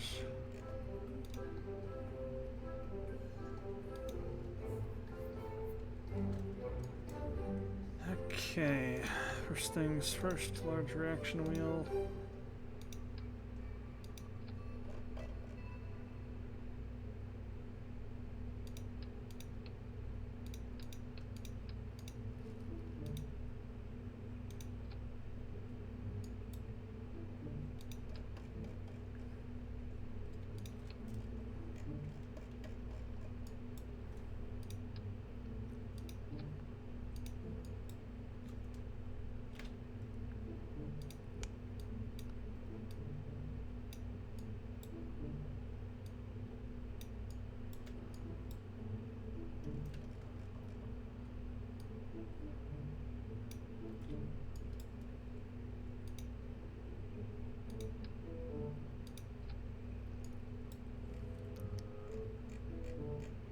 Okay, and we are good to go.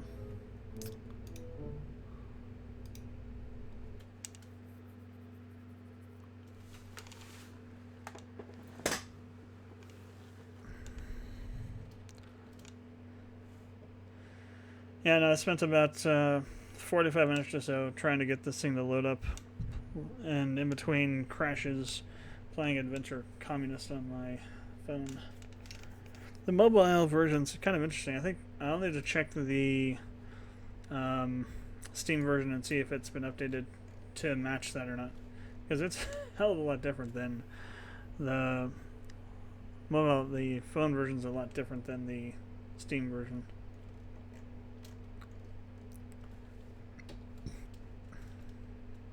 Alright, we have to go full. Correct. Okay, so hopefully we won't need to use the RCS so much this time with the larger reaction wheel in line there. I'll wait till we're going about 100, then we'll start doing the turn.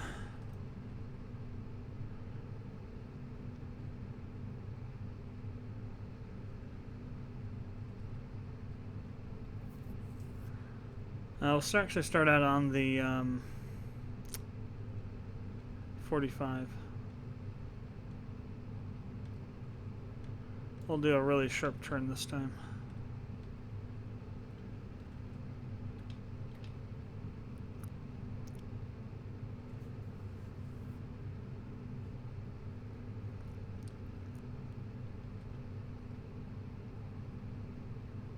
Let's look at that. The SAS isn't... Ah, come on, stop.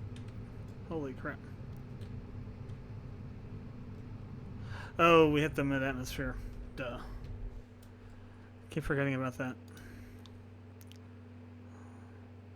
Need a big flashing yellow light that says, slow down, you moron.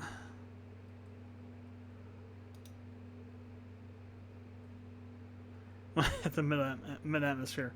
Doesn't matter what you got on it. If you're going too fast when you hit that mid-atmosphere level, you're gonna flip around. Unless you got, like, I don't know. Well, it really doesn't matter. If you have a certain thrust to weight ratio, and you hit that thing, you're screwed. You're going too fast. Basically, you don't want to be going too much faster than about 10. Adding about 10, rather than about adding this much once you get there, and you don't want to be going too.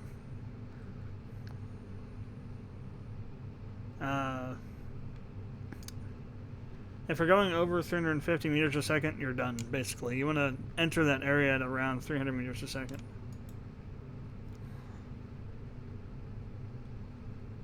Okay, let's try this again.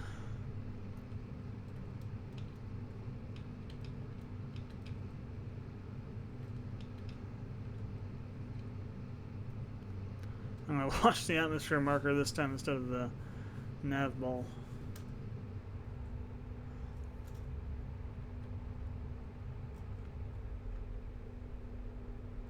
What is going on? Jesus.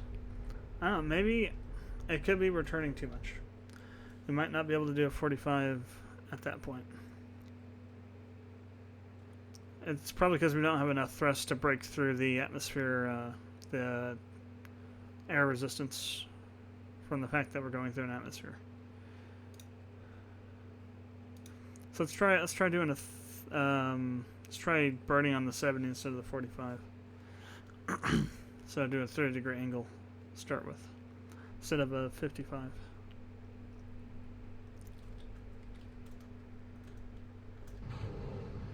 And we'll start that once we get to 50 instead of 100.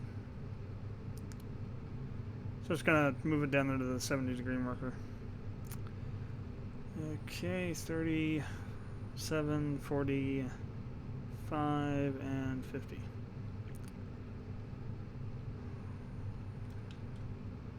Should be a bit more tame. There's all these different edge cases you got to be aware of when doing early turns.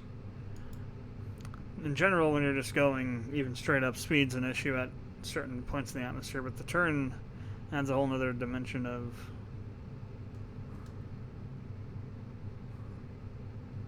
watch your crap.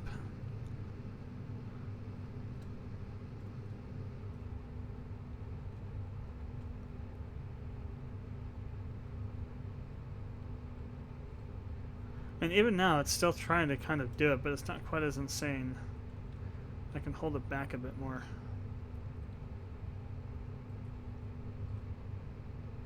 Though only just. It's kind of really weird.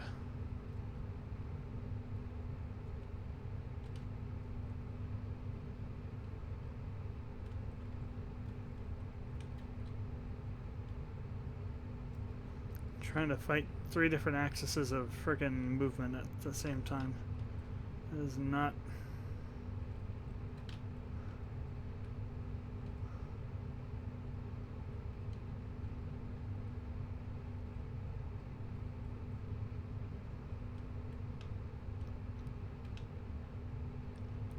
Okay, if we go a little bit more towards down here, we should be fine. Yeah. Still, that was kind of insane. I've never had that happen quite like that before.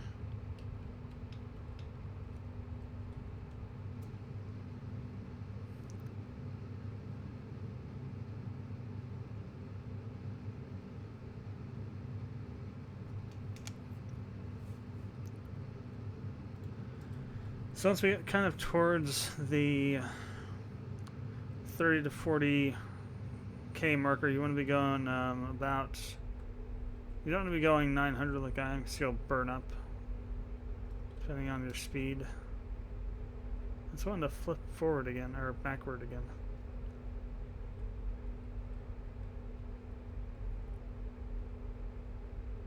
It's not as bad as last time, but it's still there. But you just basically want to try and put on as much speed as possible. If you can do what I did last time and get up to like 2,000, there we go, now we're in orbit. Or at least going that way.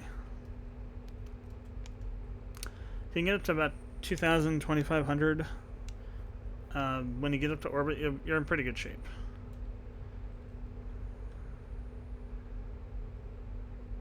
That's what this kind of turn-based liftoff is supposed to do. It's supposed to allow you to build up your speed quite a bit. Keep orbit in less amount of time, less fuel used, and be able to do whatever you want to do in terms of like going to the moon or Minmus quite easily. Especially when you turn on this line where it's 90 degrees here, or yeah, the 90 degree line here usually sets you up pretty well for anything.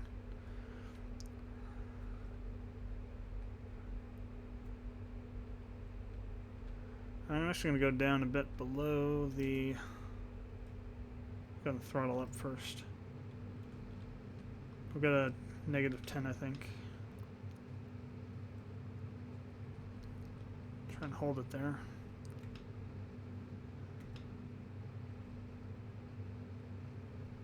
So I'm going to try and force the periapsis out.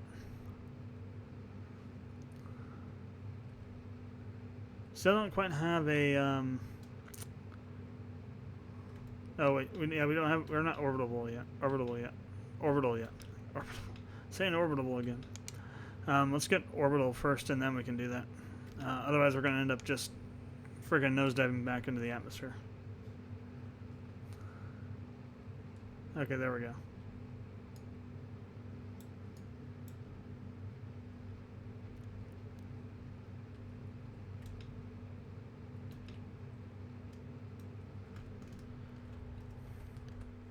Okay, we'll let the apoapsis go way the hell too high. But we do have the periapsis out, so that's good.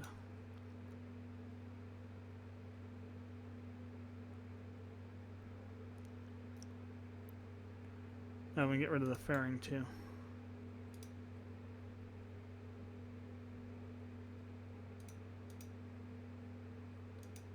Still not quite high enough yet. I think the other options come in when you get to about 70 km. Like I said, that's when the thing detects that you're orbital.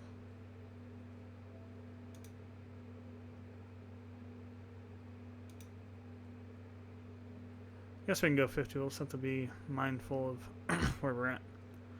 We're just going to go right up to the apoapsis node. it's high enough that's not going to be an issue. So probably like on the 30-second or even maybe the 15-second marker is where I want to be at. Pretty close. I gotta switch to ProGrid real quick.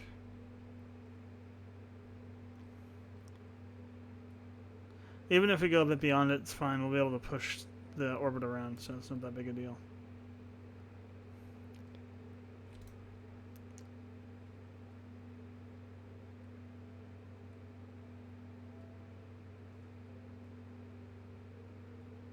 So we're pretty far up.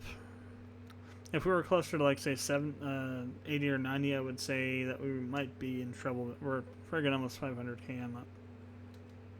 It's not going to be an issue.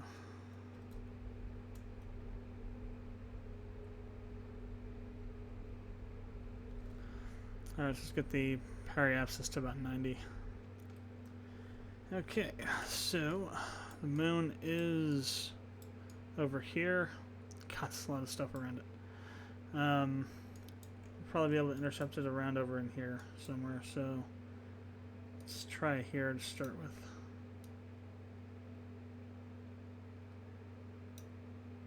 Yep, alright. So let's bring up the nav ball. Go and move over to. That reaction wheel still really isn't enough, is it? Even the large one isn't. I mean, it kind of is, but it still starts up pretty slow. It slows down and stops normally, but it doesn't move quickly to start with. So that kind of sucks, but it's good enough. Alright, let's go ahead and warp closer to the maneuver. Get ready to burn it. We got a 33-second burn to do. We'll get the satellite around the moon. Where are we at? 19 seconds left. Alright, I won't do another warp. That's pretty good.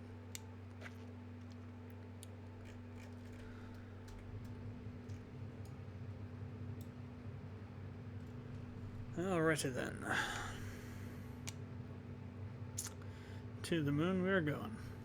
I actually still haven't finished Deliverance to the Moon yet. I actually haven't played it since the last time I did. Haven't had the time to.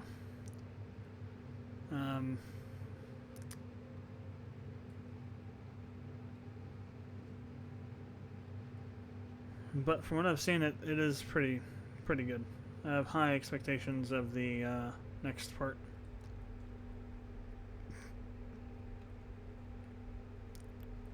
For the next part, I should say, not of.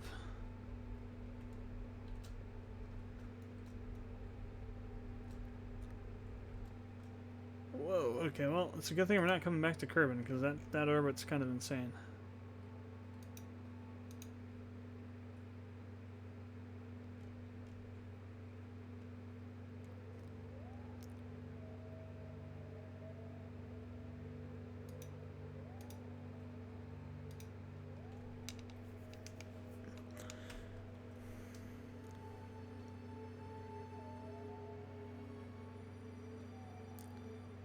See, once it gets going, it's good, but it takes a little bit of time. It's still faster than the other one.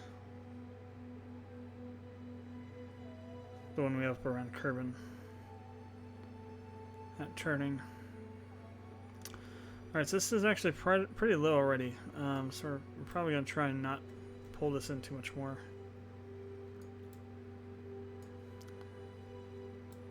So I'll have to try and do some really precise burns here.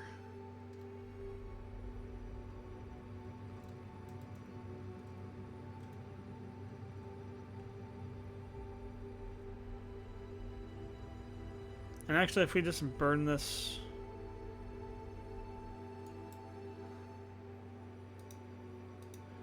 down from where it is now, we'll actually get the apoapsis about where we want it, so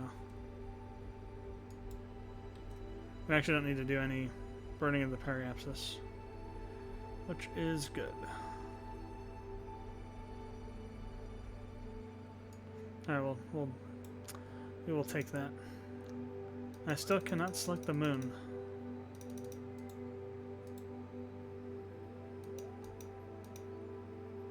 Oh, there we go. No, that's not the moon. That's the moon station. Yeah, look at this. It's just like I can't even target the damn thing.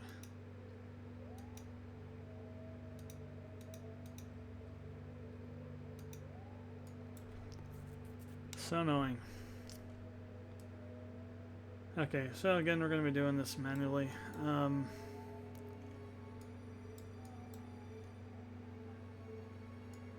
Let me go ahead and burn retro a little more. I want to push this. So this is the other scan satellite, right? Or no, this is the scan satellite.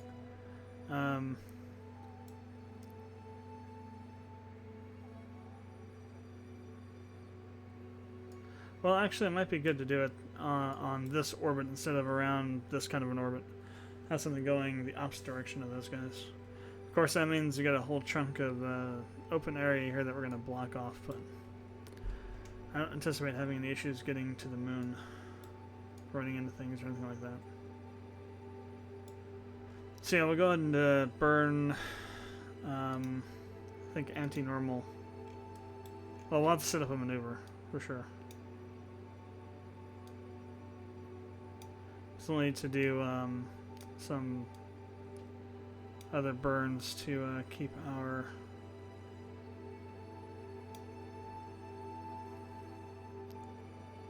That's pretty good, actually. That is almost a... Actually, that might be a perfect polar orbit, to be honest. Or about as close as you can get. Might be off by a few degrees.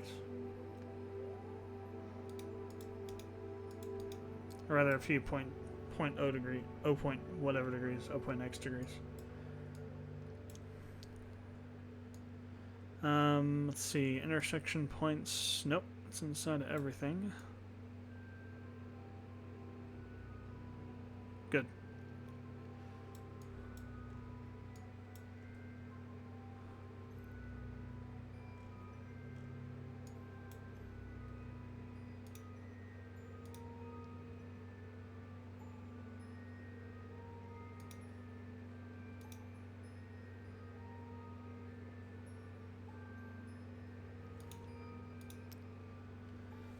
Second burn.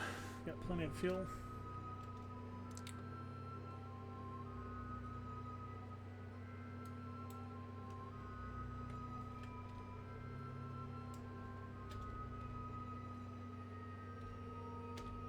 And again, throw the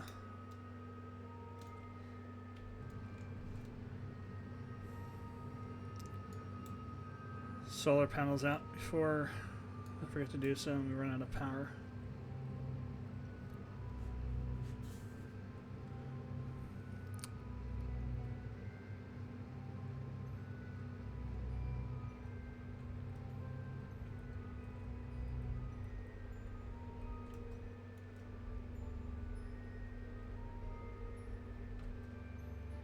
That's pretty good.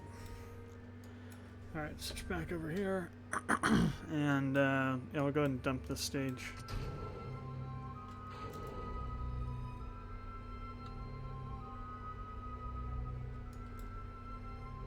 Push off from it a little bit. And we'll go ahead and get this set up.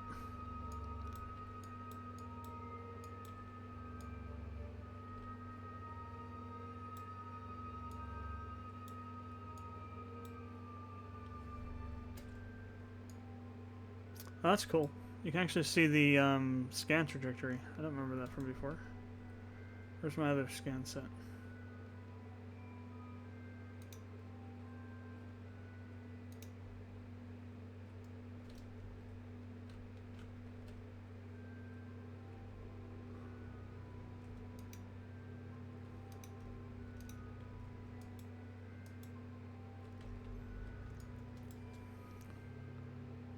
Let me switch over to this real quick. See if that also is showing up or not.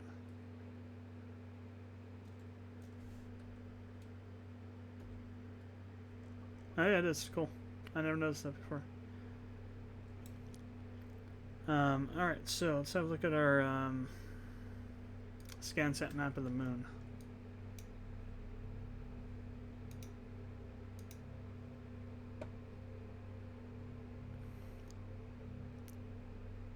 We should have a bit of data because we've been, this other one, the altimeter one's been doing its thing. Oh well, it's almost got the entire thing mapped already. Nice.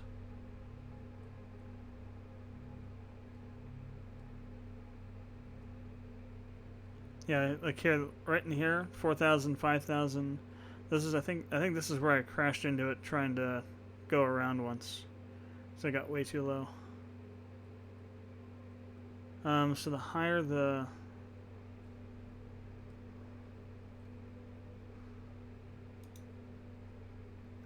I don't see anything that's like over... There's a 4,500 over here somewhere. I saw it for a second. Doesn't seem to be anything that's like over in this area though. What about the biome slope data?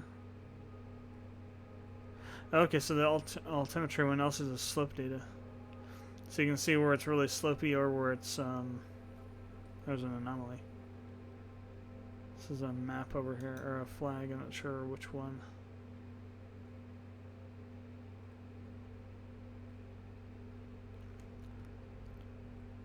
What about biome? Shouldn't be too much. We just started with that. Should be a little bit though. Yeah, East Crater.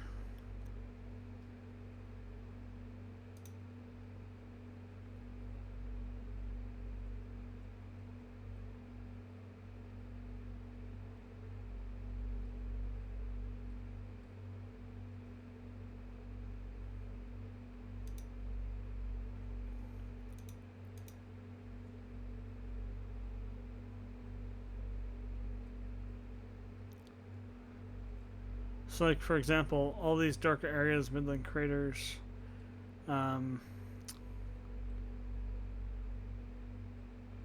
East Crater, Highland craters, all these different biomes you can land at and get basically the same amount of research you would if you landed somewhere, like when we landed in these other areas, we can get the exact same amount of research with all the modules and the Kraken stuff.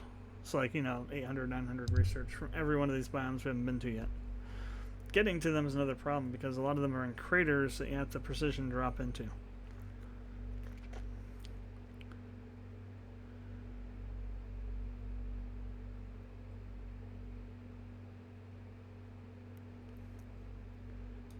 Let's run this on full again for a little bit. I want to see, because we were just running on full for quite a while and we didn't actually, well, that's a little too fast. We never actually ran into a situation where the probe was not in our control somehow. So I think the way we have the ScanSat set up, or the network set up right now, is pretty perfect. I think we're going to get a network signal almost 99% of the time, with just these two. We won't need a third. Because by the time we go anywhere that we normally would not be able to see anything, there's the other satellites already there relaying the signal. Or we can see Kerbal directly. So that's... we got those set up just about perfectly. Now, granted, we're moving. So for things that are orbiting the moon, that's true. For things that are on the surface, not particularly so much. We may need a third one going in maybe a polar orbit or something for the stuff on the surface, like on the backside here. There will be periods of time where they don't have any signal. Still, pretty cool. Alright, so it is 12:20. I think we have just enough time to do a trip to Minmus. So let's go to the center and load up the... Somehow my battery, my phone is almost dead. I blame the communists for draining my battery while I was growing potatoes.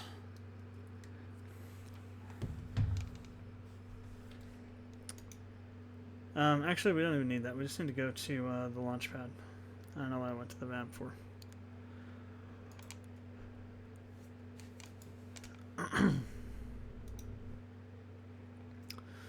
So, I wonder who we're going to have for pilots, because most of our guys are already up on the moon at the base. Jebediah, Valentina, and Bill, and all them. Oh, never mind. Valentine is down here. Oh yeah, right. She was doing the test one. No, I thought she was up on the moon. Oh no, that was one of the other ones, right? Good though. Welfare as a pilot. Perfect. Veteran pilot. I'd rather take a scientist than a colonist. Time play, really. Wonder if Drew saw me playing that a couple days ago. So there's a game called Time Clickers that I bought, I don't know how long ago. It's a pretty old game, and I just opened it up a while ago. A few days ago to see what was going on with it, and ended up playing it for a while because I had a whole bunch of money stored up.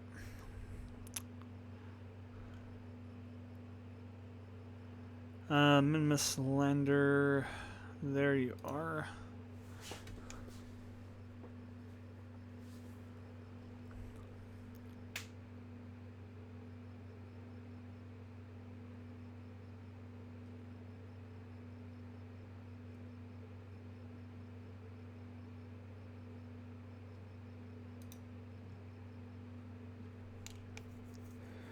Alright, so I gotta find a spot on Minimus we haven't been to yet. That's gonna be kind of interesting.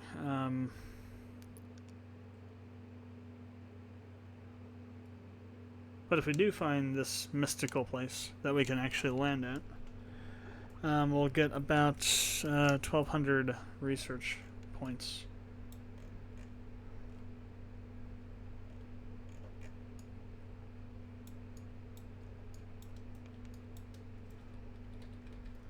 You probably could make this a bit more efficient too, this whole rocket design, but yeah.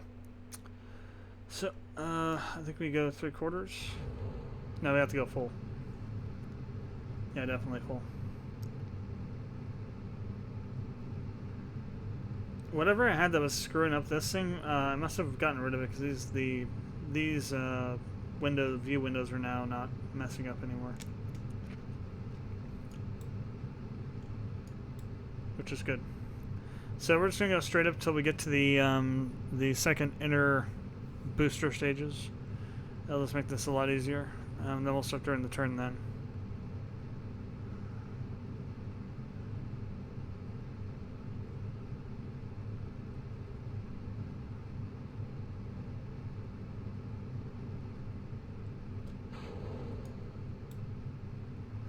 Those might land on the launch pad. Yeah, I think they're going to. They're like angling in towards it. Just dropped a couple Hiroshimas onto onto the launch pad. Oh well. We'll see a giant fireball here before too long.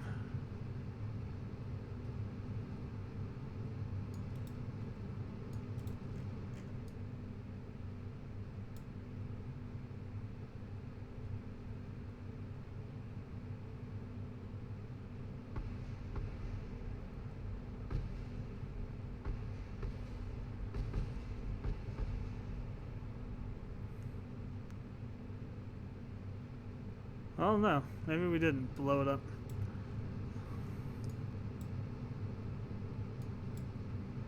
Alright, the last two outer stages here are done.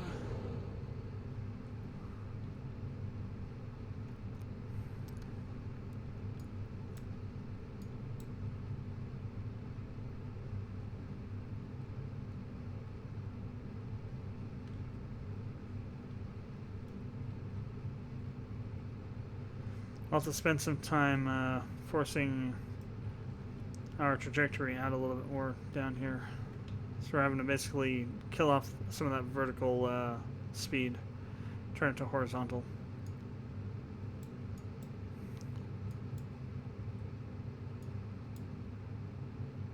Or at least bring the horizontal up to the vertical. That's another way of thinking about it. We got plenty of fuel though. I think the last time we did a mission to Minimus, we actually had too much fuel.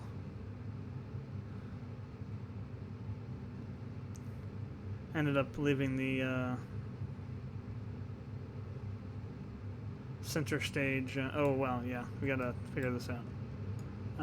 So it's these guys.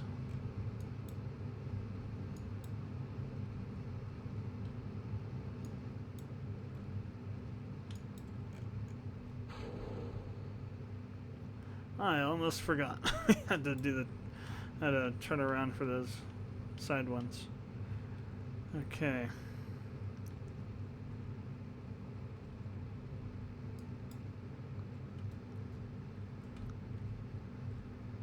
Now the fun begins of trying to maneuver this thing diagonally.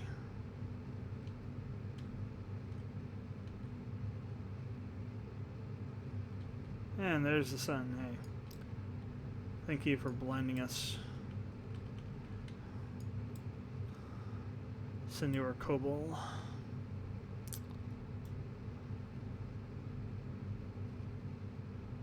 Or Kerbal, whatever the hell its name is.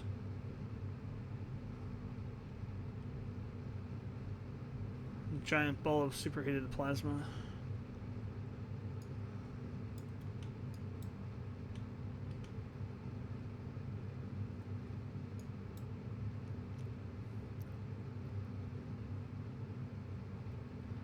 Alright, so this time we're not going to let the apoapsis get away from us so much. Once we get to about 100 or 106k, somewhere in there, we'll cut the engines and then burn up toward, or well, not burn up towards it. We'll float up towards it, and then we'll burn again and get the periapsis out.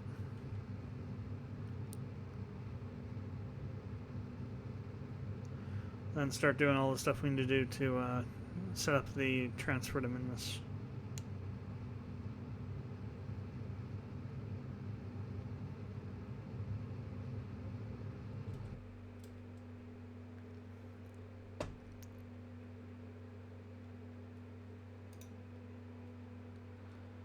Won't have to wait so long, so we're pretty close to the AP node, so that's good.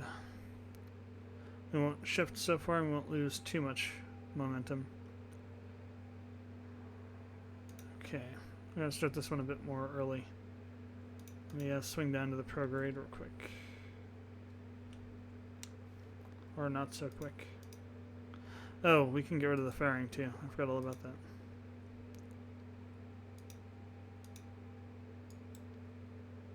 Okay, we won't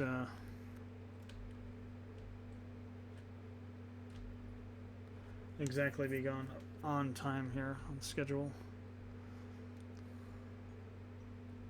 That's fine. We got enough thrust, we shouldn't have too much of an issue.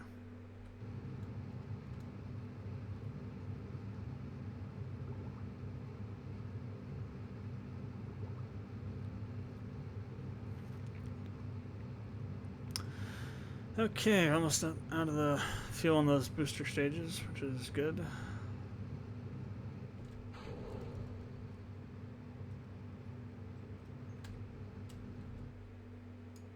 Okay, what is going on? Oh. The fairing stage.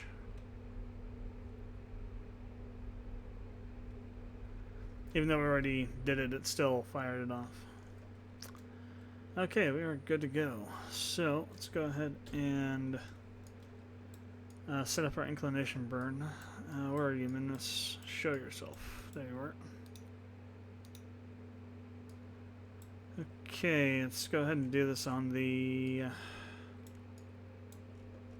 well, we'll have to do it on the ascent node because we're already past the descent node. Not a problem.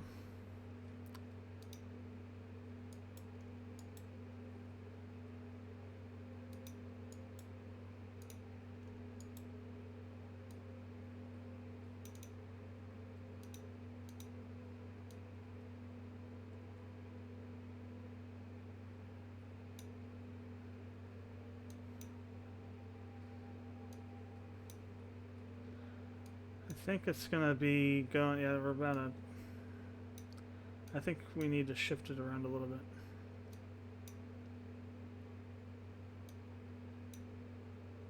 There we go. 0. It's always a good place to be at.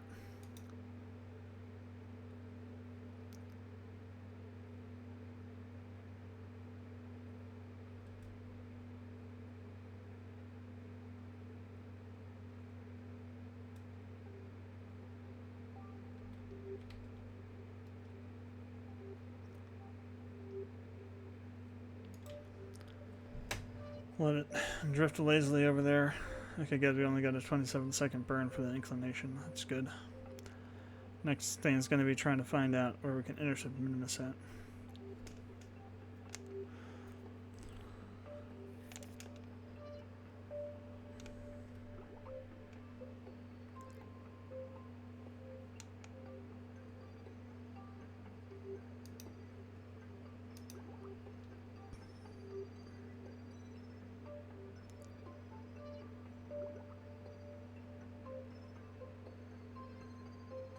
Not seeing the science icon out here again.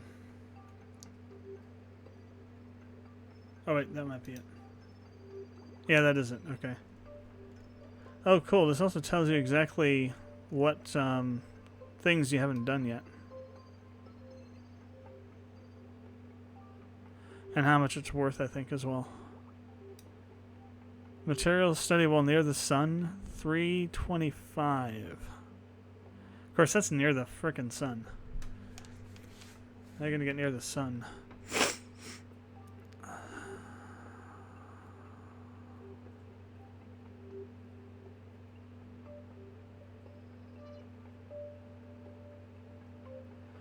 So that's interesting. Surface sample will land at Minimus Great Flats. We've only gotten 150 out of 200 of that, so I wonder what that actually means. Does that mean that if we take another sample, we get another 50? It's kind of interesting.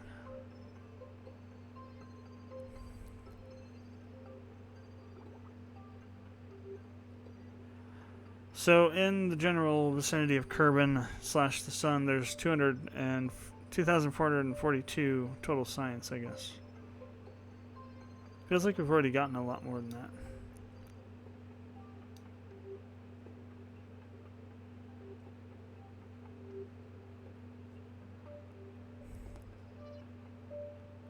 Maybe that's what's left to complete? No, it says we've only completed 136. That's weird. That's obviously not including stuff from before. Because we've already gotten a lot of that, I think. I don't know, it's kind of weird. Well, I haven't done any science stuff. This will be the first time since I reinstalled the newer version of X Science. So I'm not sure what's going on with that. Maybe I'll make a post on the forums about it. Alright, so 15 seconds. 11, 10.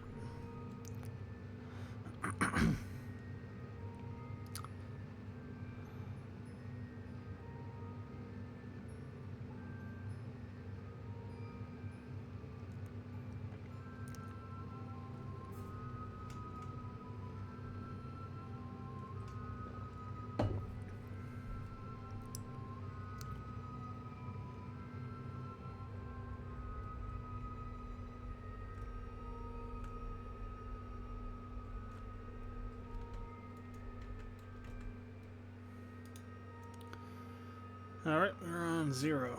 Perfect. So, Minimus was over here somewhere. No, it was over here somewhere. There it is. So, I want to say we'll probably intercept it maybe around over in here somewhere. Blots on the AP node.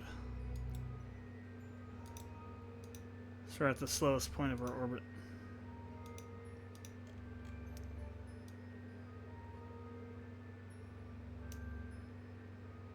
That's the moon. I don't care about the moon right now. And there's Minimus.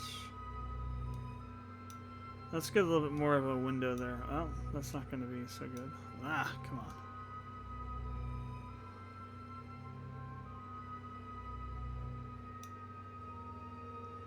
Either way you look at it, it's going to be a really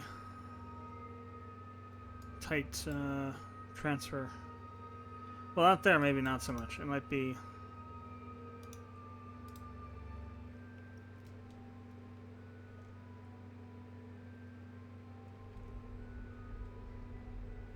Gonna need to burn a tiny bit. Hopefully it doesn't screw it up too much. So we can get to the actual maneuver node before we actually get, you know, past 0 on the timer for the node.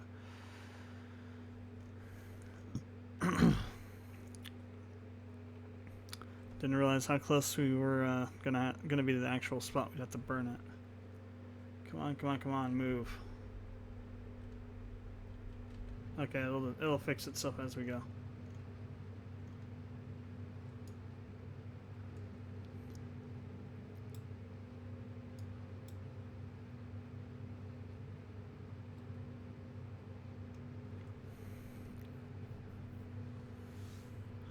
So I'm not gonna really trust too much in this because it's gonna be a long burn, and the longer the burn, the less accurate it gets over the duration of the burn. So I'll keep my eye on this just to see where it is generally, but in terms of like where to stop, because there's a very small transfer window here.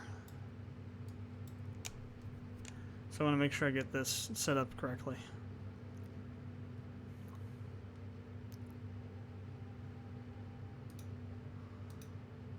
And we got plenty of fuel.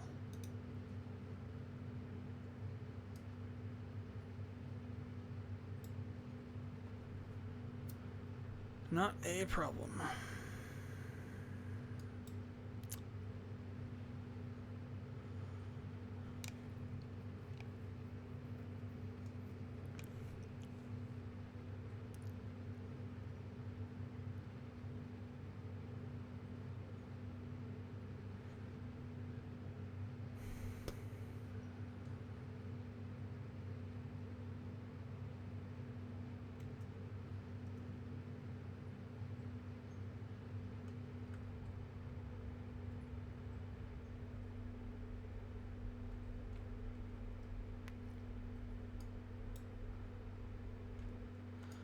Yeah, see, that's not quite right. We're right about here. Let me go ahead and set up a maneuver real quick. I'm not going to do the maneuver itself. I just want to knock this. There we go. So we need to do a radial outburn. Like right now.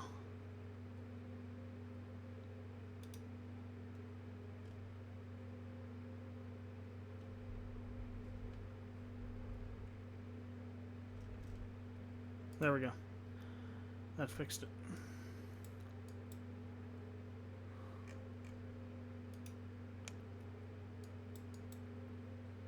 Fixed being a general term, this orbit's kind of crazy, but we are intercepting Minimus, so.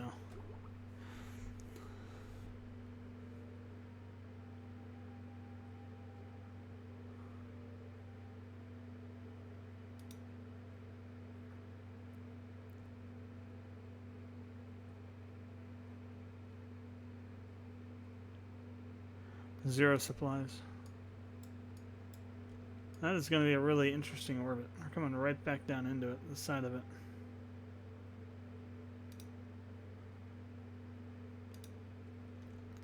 Hoping this isn't one of those ones we're going to actually go right like through Minmus or something if we just don't stop the pull out of the orbit or something.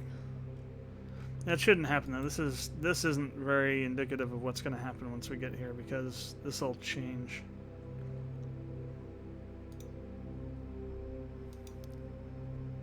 At least hopefully it will. Because Memphis is way over here. I will want to set up a maneuver just to make sure we have to burn retro, not prograde.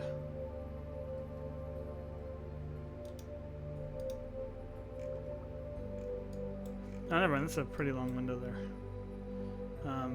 Let's see. We just put something up right here.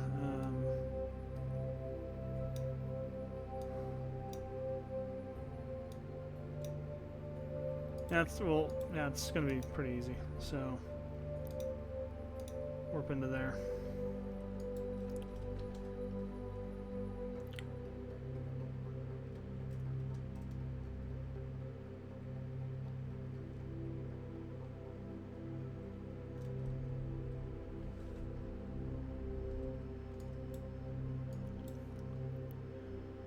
So we put a flag down the last time we were here. Oh no, we did do one the first time too. So anywhere that's not where those flags are at is open game. I wonder if this is considered the same territory. It's kind of adjacent to it, but it might be far enough up. I'd really have to hate to find a flatter kind of ish area up in here somewhere. That could be kind of hard. Especially without the landing stabilizers. All we have on this thing are micro struts, so... granted we do have like 6 of them, but that still won't help you on a steep enough hill.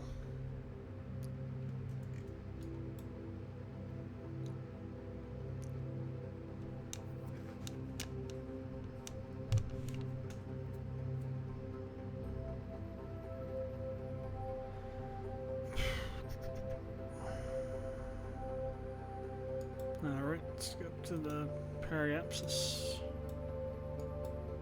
And bring in the apoapsis.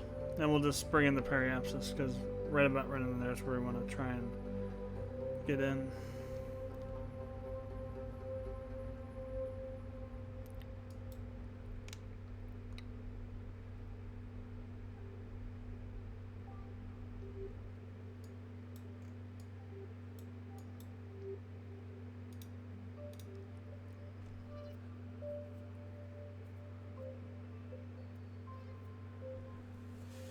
Okay. You know, we could land in here. There's no flags anywhere near there.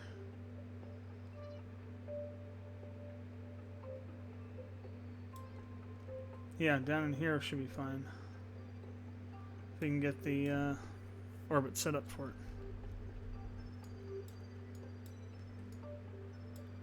We'll have to change the inclination a little bit. That's not too big a deal. First, let's pull in the apoapsis, though.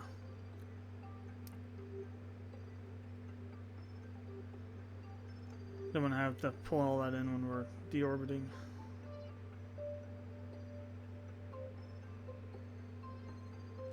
Come on, you friggin' piece of crap sass. Really need to update the design of this rocket.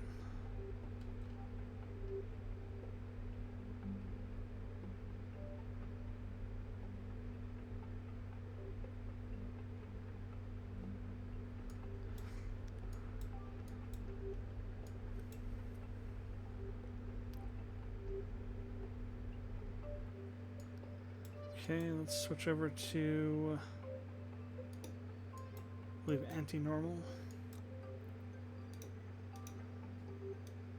Nope, normal.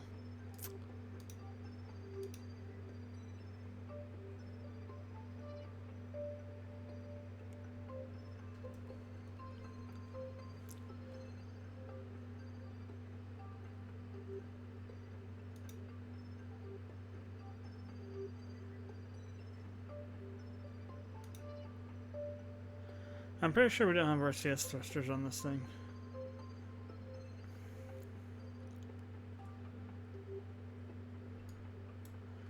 So basically we want to get us... Actually, that is pretty good. I'm going to change it a little bit though, because we'll come down over the mountains if we're not careful there. I'm going to try and get in this flat area here.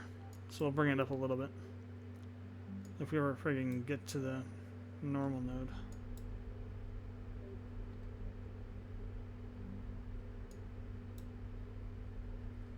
Okay, that should be good. Swing back to retro, and we'll start burning it down. We're gonna try and do, well, Minmus has very little gravity, so it's easier to do steeper inclined landings. So you can slow down a lot easier. Just gotta make sure that you aren't going in a little too fast, or slowing down a little too fast.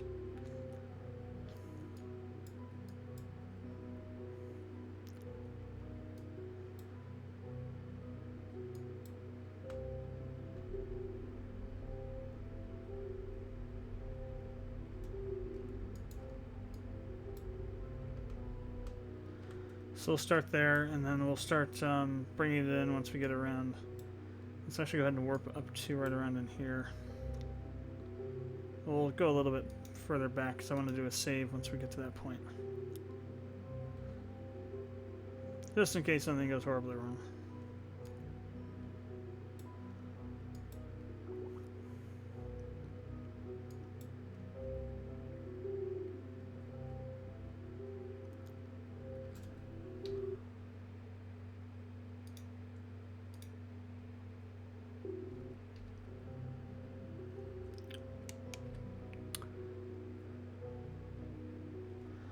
I also want to see if we can actually collect any...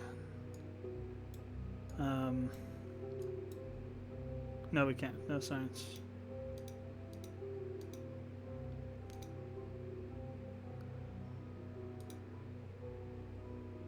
So we can do an EVA report. Holy crap, I almost thought that guy was going to fly off. Is that Valentina? No, it's Jinger.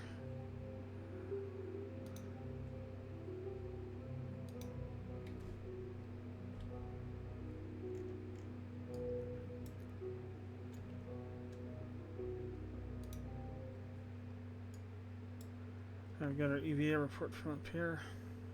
Oh, we can only do one, can't we?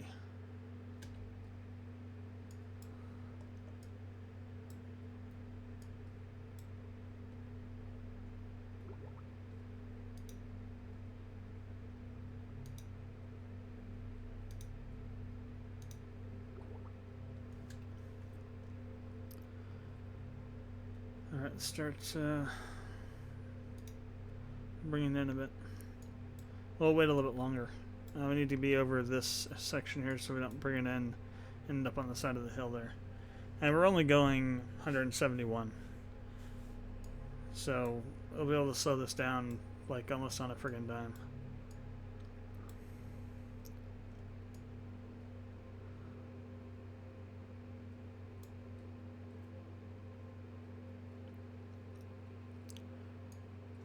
I'm pretty sure we haven't been over here yet.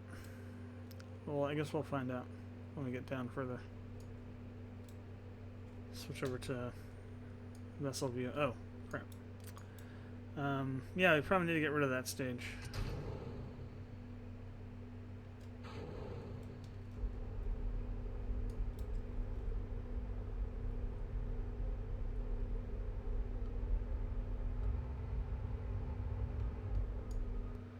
That'd probably be extremely helpful. Alright, we can go ahead and start burning off some of the speed.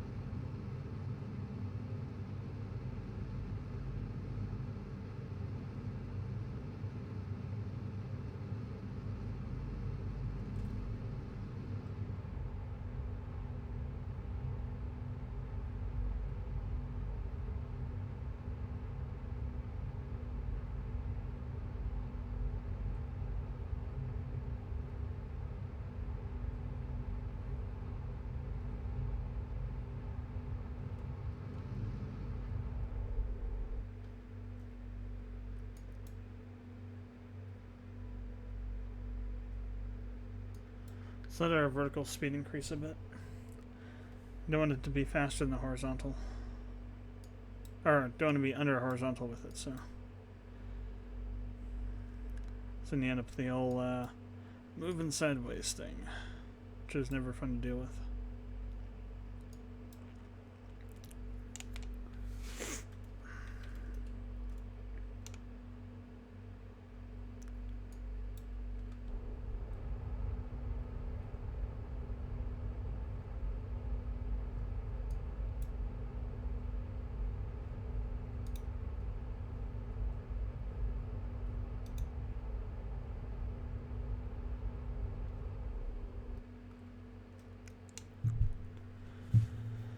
Alright, so now we'll just need to wait.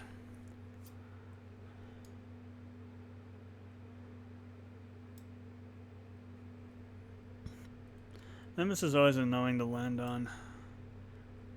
And there's so little gravity, you just basically take forever to go down.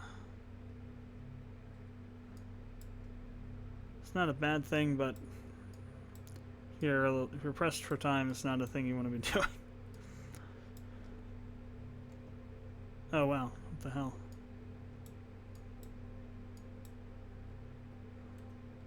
I also hate when the friggin' SAS does that, just like flips over like that. It's very annoying. Sometimes when it does that, you drop like maybe like 1.5 to 2 kilometers of altitude too.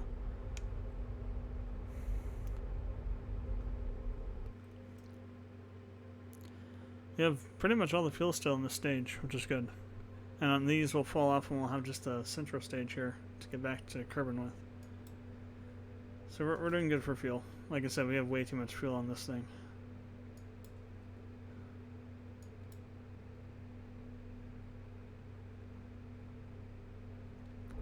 We kind of need all 4 of those so we can have all these friggin' landing legs. Actually, it's 12 legs, isn't it? 3 for each.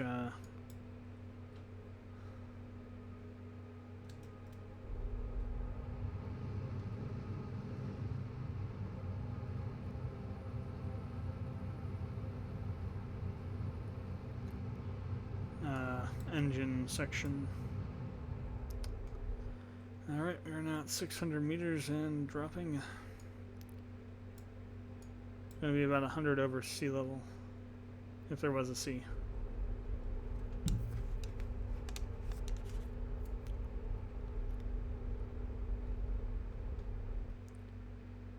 Lesser flats. Yeah, we haven't been here yet, I'm pretty sure.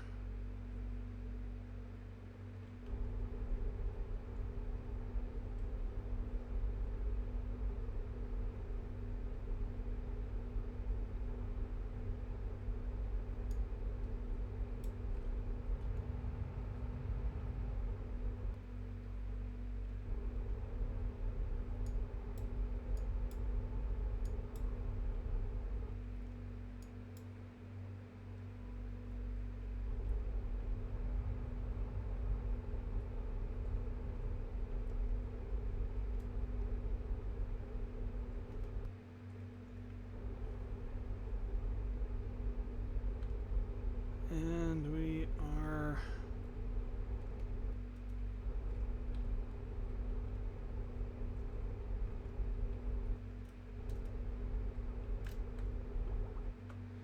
bouncing a little bit. Hey, slapstick. Though, since there's not so much gravity, we shouldn't be too bouncy sideways, just up and down. Eventually it'll stop.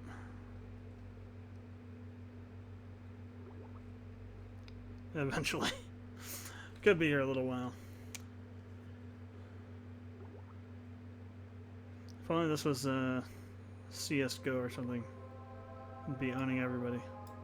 Alright, we got all kinds of signs we can do. 40, 60, 110, 20, 25, 50, 125, 40, 50, 30, 50, 40, 60. Let's see. Altogether, that's like 100, 200, 300, 400. It's about 600 or 700, yeah. We're going to take everything twice. 3.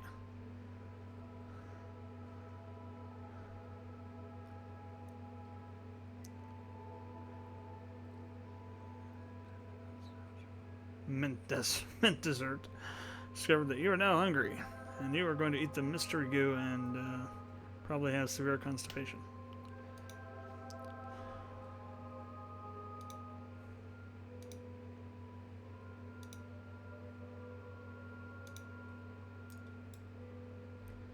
Alright, that's the materials, but not that.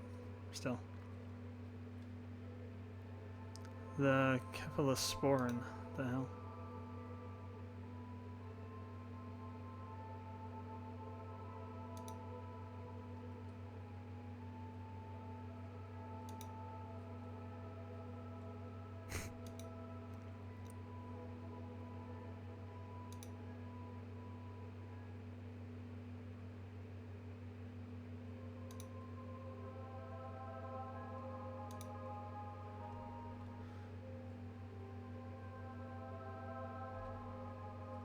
Oh, 2 and 3, right.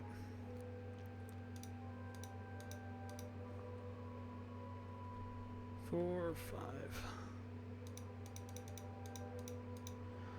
Okay, let's do the crew report.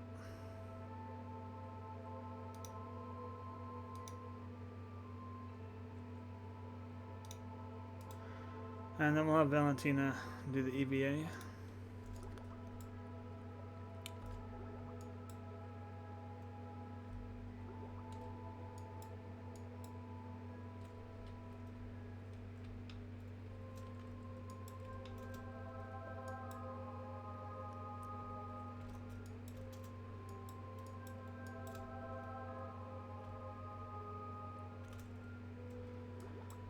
Let's go and throw out the flag.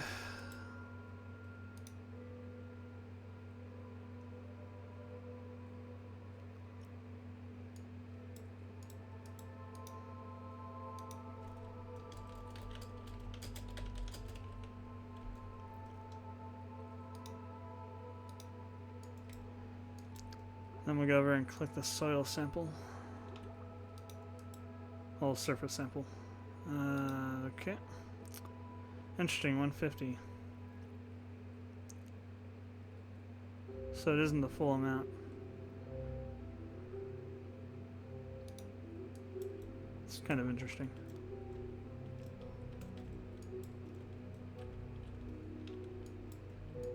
Oh, I didn't have to use the RCS that much.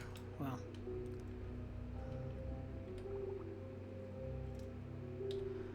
Alright, let's get the hell out of here. So, just gonna close these. Doesn't really matter, but probably should. We're gonna lose the cardboard boxes and probably the microwaves on re-entry anyway, so. Or actually, no, we lost those when we rolled down the side of the hill last time, I think.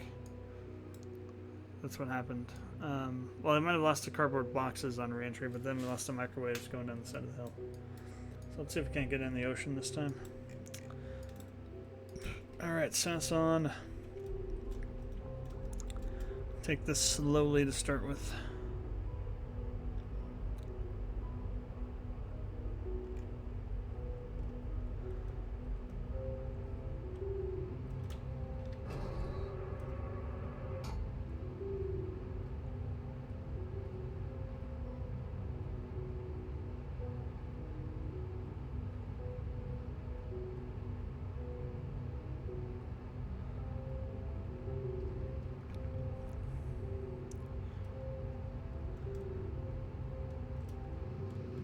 Alright.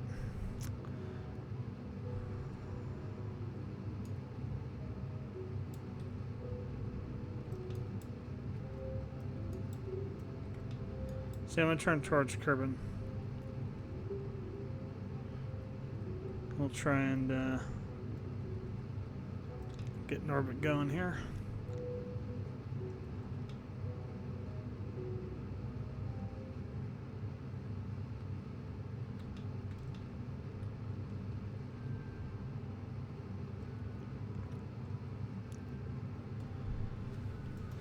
Okay, apoapsis is, well, really high. Ah, come on, there we go.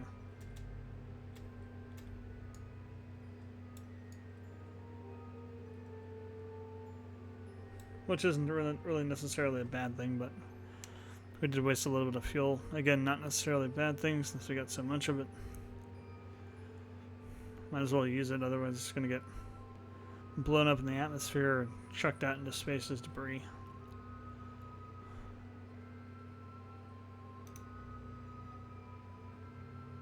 An hour to get the apoapsis. Wow. We put it way out here.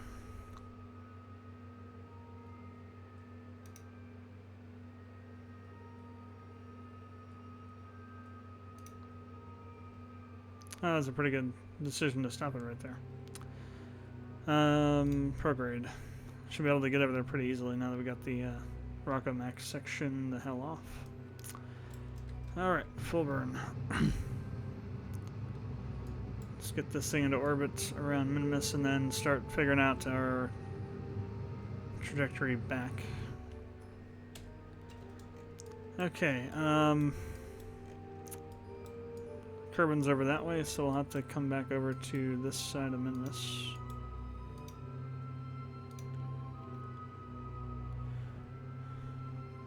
It also allows us to be down near the fastest point of our orbit, so we'll have less of a burn to do,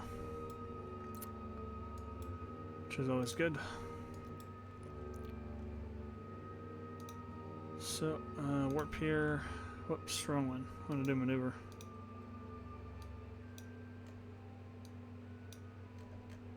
That's a hell of an orbit, but that's what we got to work with.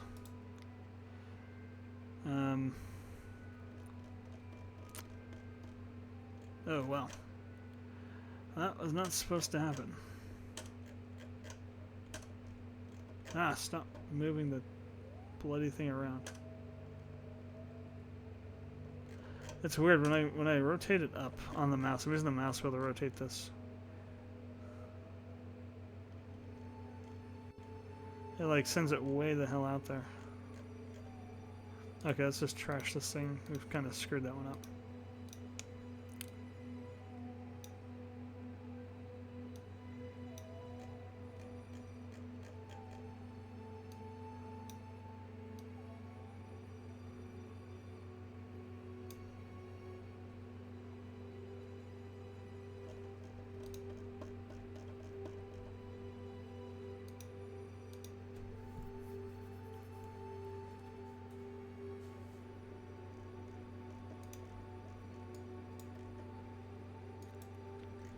So this is going to be a 4-second burn.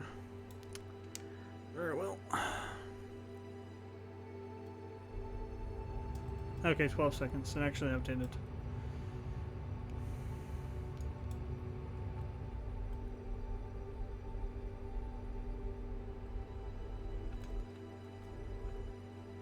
Close enough. So where's it going to throw us on to Kerbin's orbit at? Way over here near the periapsis. So let's go a little bit beyond that point. We want to burn prograde, or retrograde. Bring in the apoapsis node. Holy damn. We're almost on an elliptical. We're almost on the same orbit as Minmus is right here. It's kind of crazy. 47, 45k. Alright, good thing we got all that extra fuel. So that's going to be hell of a thing. Yeah, we're going to end up encountering Minmus again over there. Just keep on the same trajectory.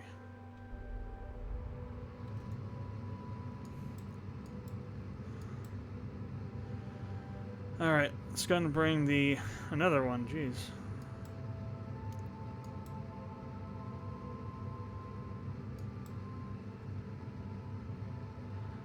I'm going to bring the periapsis down to 500k to start with. Then we'll do the same to the apoapsis. And then the moon's going to get in the way, of course. Probably will happen again.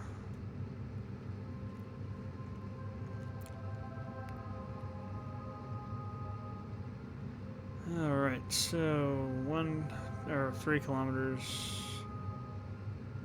2.5 to 1.5 1 and then 500. Close enough.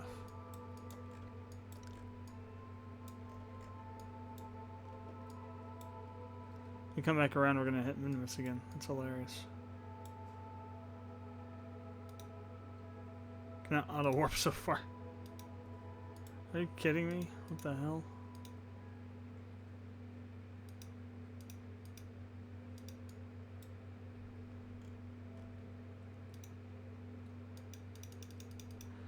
I have never seen that before.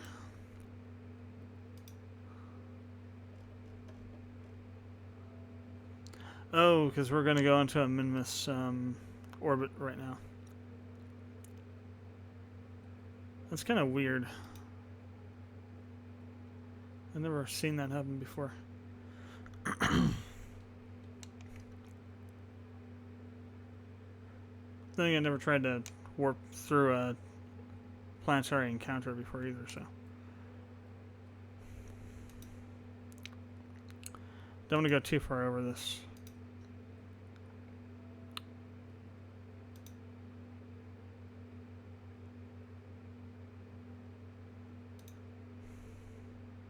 Okay, now we're back on a Kerbal orbit here. Thank you very much, Minmus, for that ridiculousness. I'm going to warp there so I can actually see the periapsis point a bit more clearly. Got 6 days to go down there. Actually, it was more than that. I think it's closer to 7.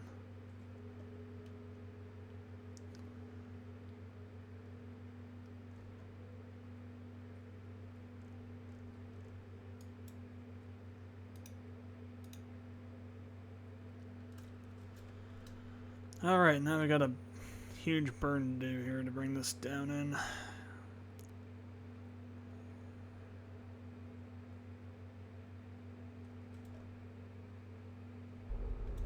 Oh, whoops. Wasn't actually quite there yet. Alright, there we go. Well, maybe not so much. Once it gets closer, it'll probably slow down a bit, but that's going in faster than I thought it would. Of course, our speed also helps with that. We're going much faster down here than we were up there. Plus, we're like literally on top of the PE node, so we're having the largest effect that we can right now.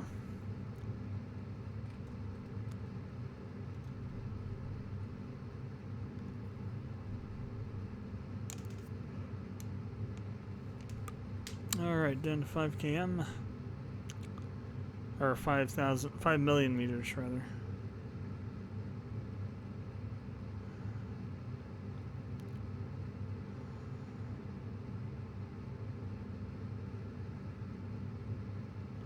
Again, we just want to get it somewhere in the ballpark of where the periapsis is, so that when we start deorbiting, we're not going to have too much of an oblong orbit.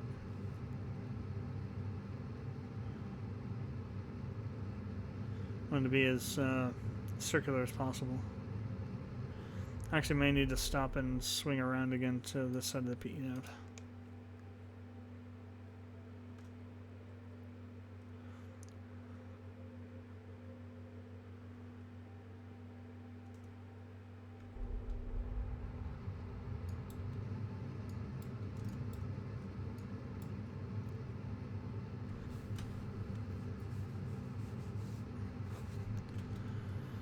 Okay, so 1.5.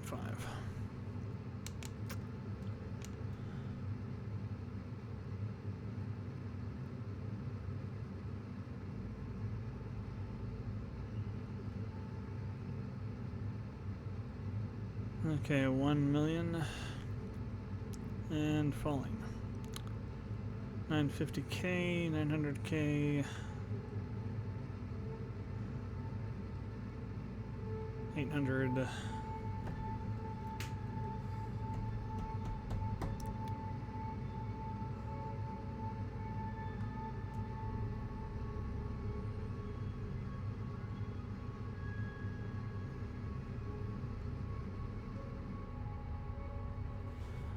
$520, 500.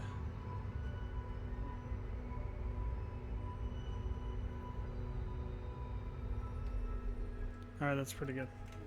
So let's see, that will put us... Well, we have to burn PE, burn retro at apoapsis real fast.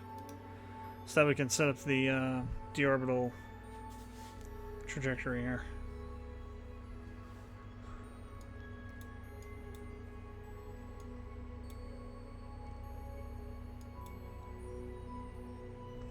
Let's see where we end up at with the PE node.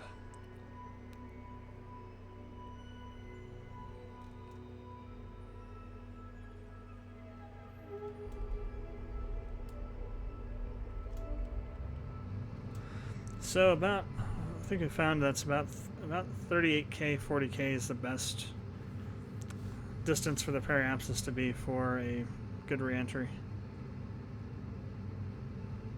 That's not too steep. At least for the way we've designed this vessel.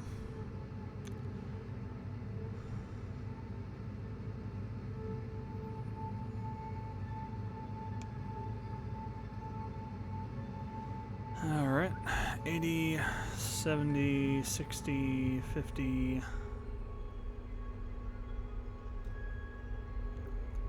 45, 30, 8. Close enough. Switch to craft view. Drop off the these engine stages, and honestly, we don't need that either. We are just good to go the way we have everything set up now.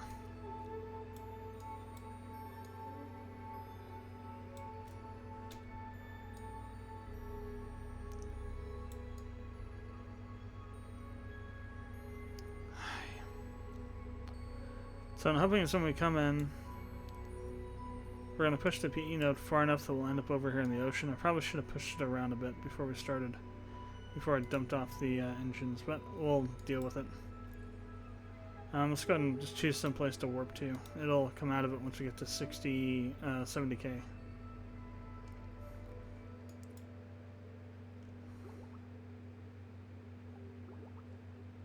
Not quite.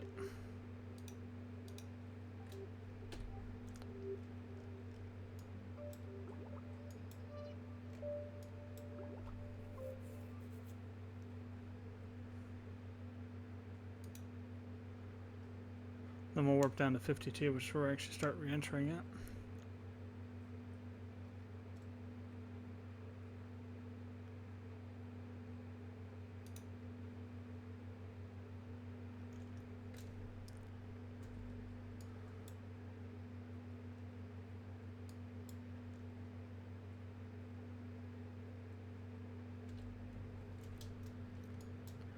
I think the closer we get to it, and the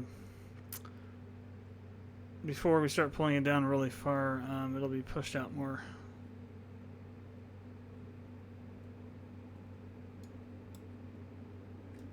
At least that's what I'm hoping. Hasn't really started to drop so fast yet, but it will.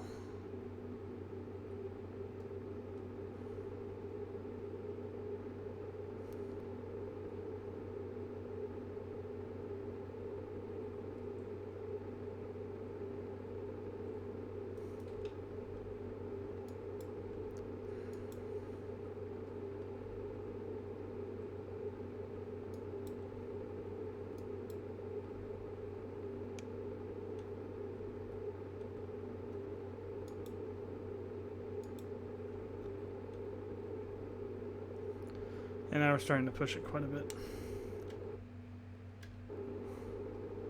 Don't want to stay out there too long now. Got to try and keep these cardboard boxes from burning up in the atmosphere. Whoa, we did a little bit too much of a turn there. That was almost a bad thing.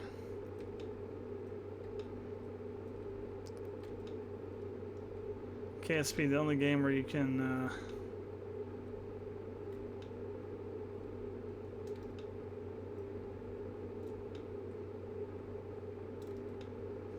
have a cardboard box survive re-entry through an atmosphere.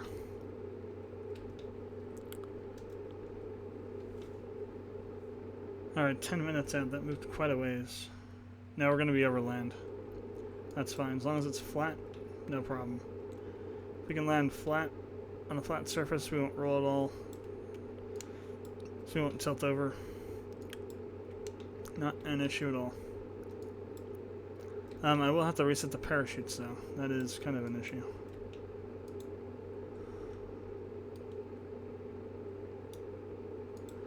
It looks like we're going to be in a pretty flat area, so shouldn't get to go more than 28. In fact, that might be a little bit overkill itself. That's better to be overkilling it than to underkill it. Underkilling it means you get overkilled.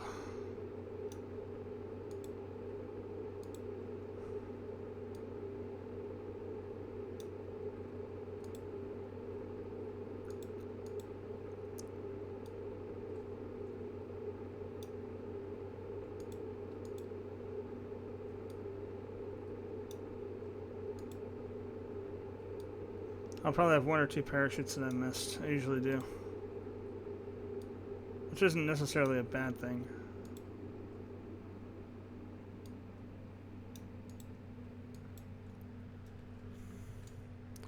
I'll have to pay attention to my height over here, because we're coming down on the dark side. No shadows to kind of gauge the height. Okay, so need to get down to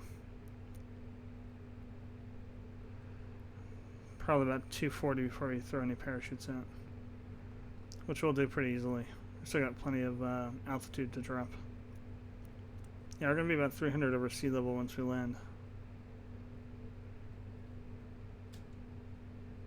Maybe more, I'm not sure. Might be closer to 4. Actually, we can throw them in now. That's right. These parachutes are the little bit stronger ones.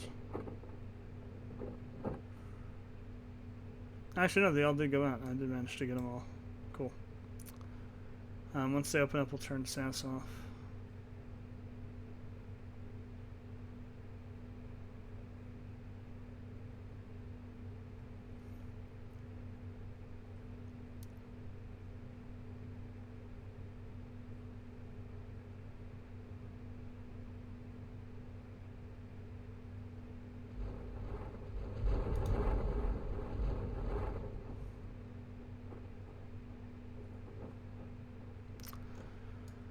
Alright, actually we still have... No, we did miss a few parachutes. Again, not necessarily a bad thing. So that helps us keep going down a little bit faster until we get to 1,000. Otherwise we have to time warp through the whole thing. Because dropping 2,000 meters going 5 meters a second is kind of a long time.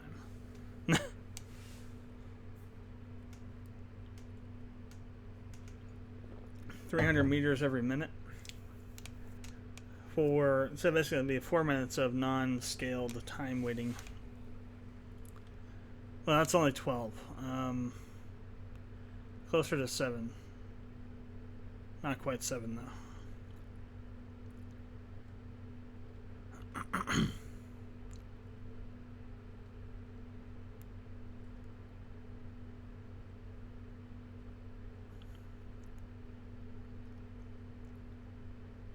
Yeah, I think it's going to be at like 320, 330. I think. That's what we'll be at once we land over sea level. That's what seems to be based on the difference between the altitude terrain reading and the actual altimeter. Actually, no, it looks like it's 500.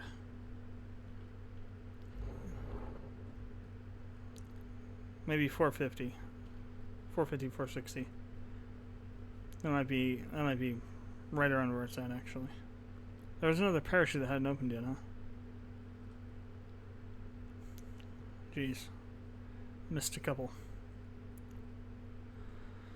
Alright, once we get down low enough, I'll cut the time back to 1 so we don't have any weird issues.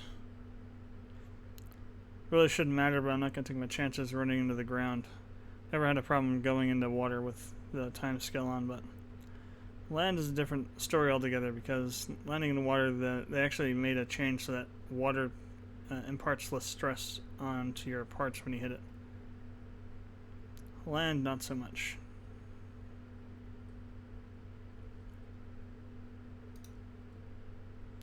I will have to wait the 10 seconds or so. Should be pretty soft landing. And we are upright. It was a little bit of a slope there, but not too bad.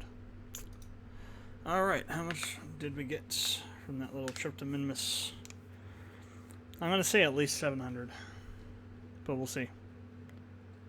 Last time we did this, it was closer to 12 something.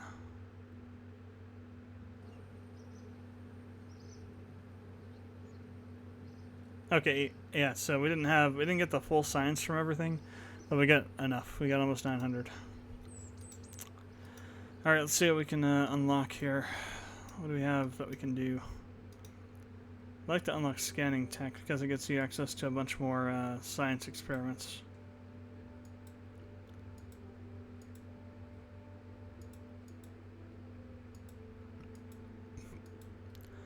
But that's like, what, 600?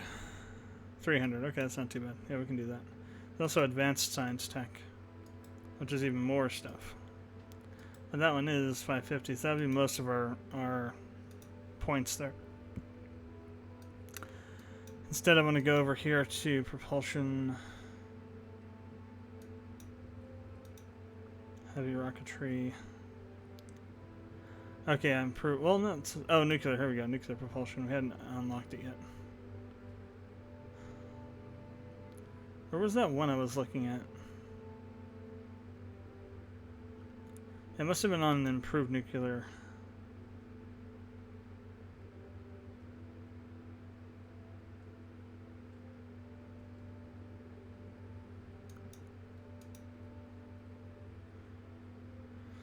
I saw a nuclear engine somewhere.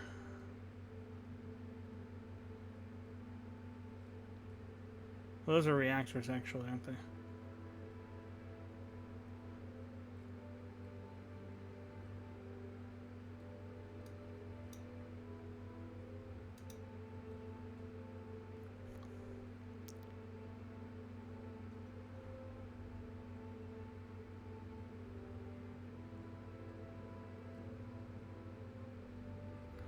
Oh, there we go, the emu. That was what I saw, the Spaceway emu. That thing is massive.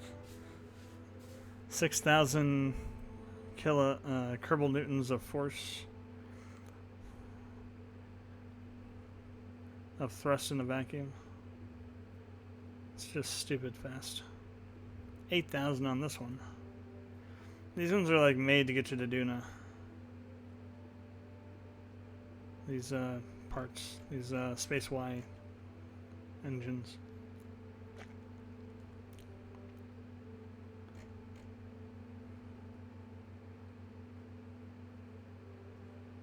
That said, they probably take massively large tanks.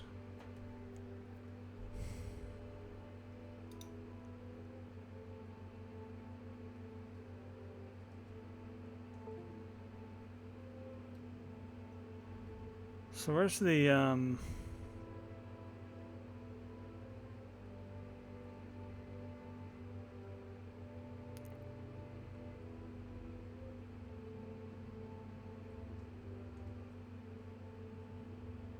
So the thing with nuclear,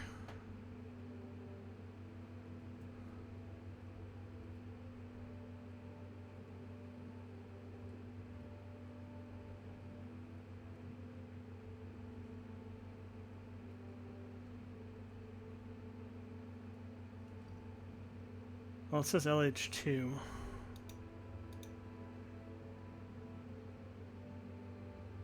Okay, that is different. LH2, isn't that liquid nitrogen?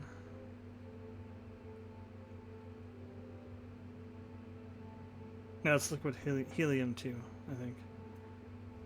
LN2 is liquid nitrogen.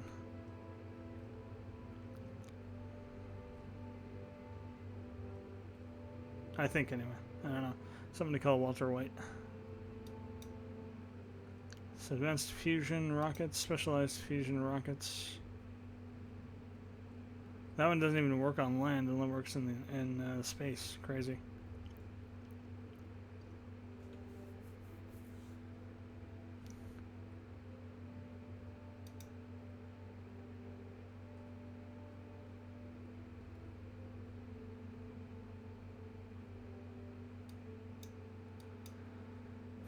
Faster than light. 25,000 research points for that.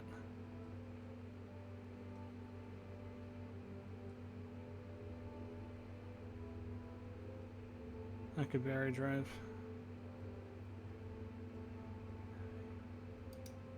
Extreme fusion rockets.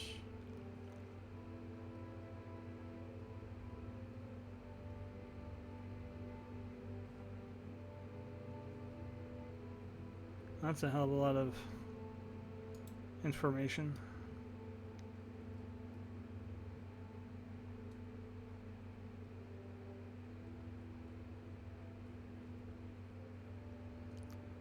So yeah, lithium hydride, it burns it at 0.98 a second. Does that say 500,000? Yes, it does. Holy crap. That's a lot of ISP.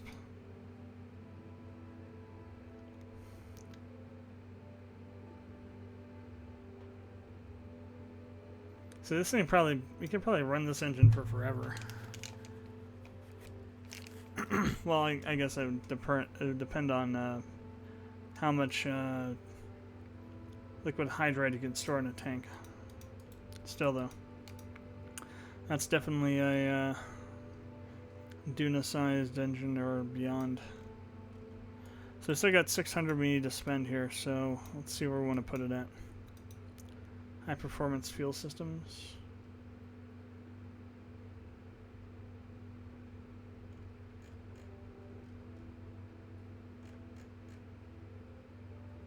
Some more Kerbal stuff. So this one could be interesting. These adapters where you go from a larger one to like smaller ones. So they're not necessarily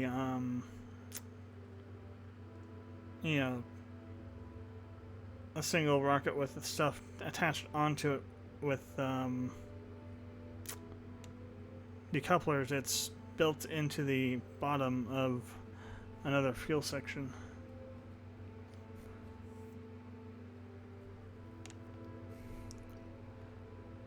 Oh, okay, no, that's not what it is. I'm thinking of something else. This is actually a cluster tank, or cluster engine setup for that. I was thinking more of like the Space Y parts underneath. Where would that be at? Metalworks.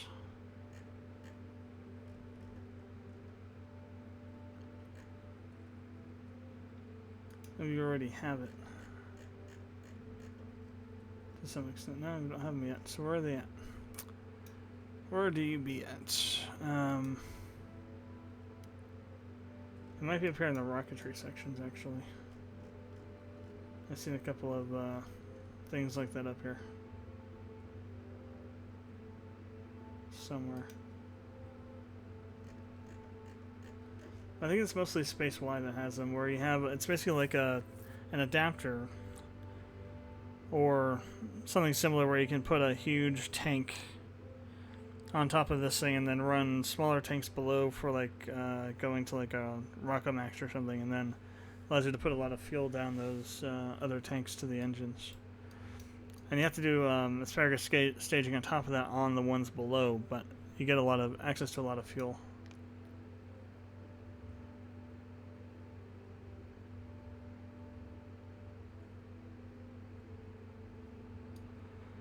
Doing that. So what do we want to do? Damn it. So there's some more stuff here actually. Mining auger. Actually, we need that mining auger for the base, don't we? How much is this one? This is 300, so we'll end up with another 300 that we can spend. What's this? Heat management systems. I mean, we don't really need that right now. We're able to re-enter without too many problems. With heavier vessels, though, if we want to bring something down larger, maybe we'd have an issue currently. With those small ones that we have, the small upper sections are not that much of a problem. Advanced landing. That's interesting. There's a landing frame.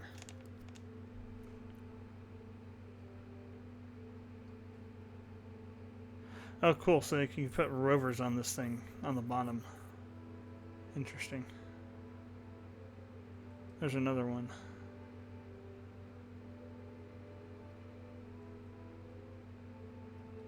This one has radial and a bottom attachment point. The MK-25 parachute. Landing struts, the LT2 landing struts.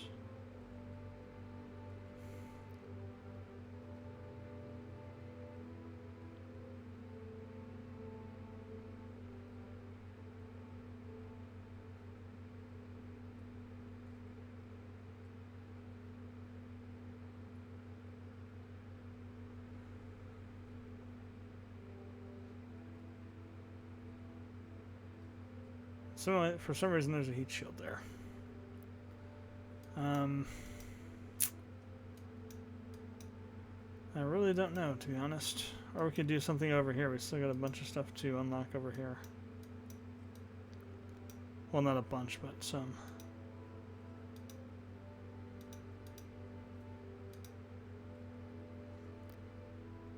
We need to get into these kind of areas if we wanted to do a space shuttle at some point.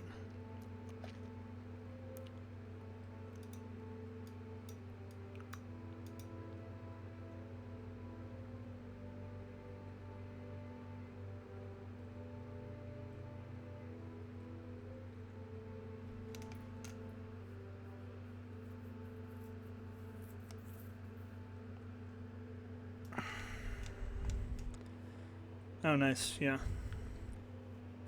So basically it doubles your EVA propellant. Gives you another 5.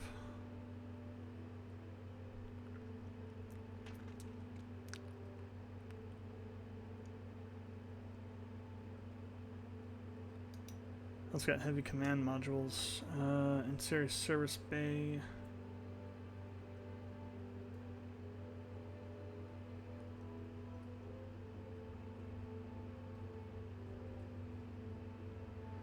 Pandora command pod. The RIA one orbital command pod, and also extraplanetary octo aperture module.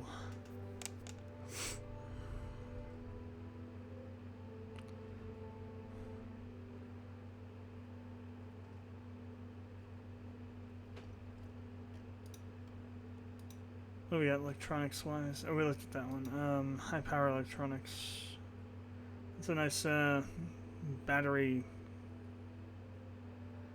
series there. Jeez, 2800 battery storage power. B800 rechargeable battery. Hoverport project. Capacitor bank. Solar array. Fuel cell. Thermal control system. Another one of those. Mountain pump fuel cell. Microwave transducer.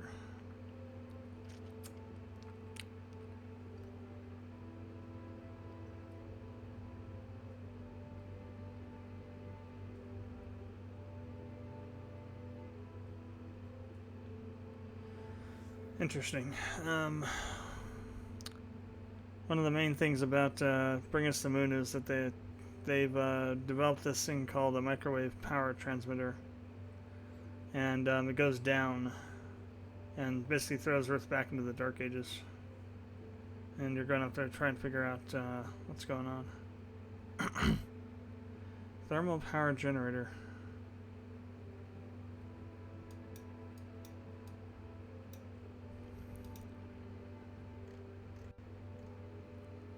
Ah, here they are. Like this one here.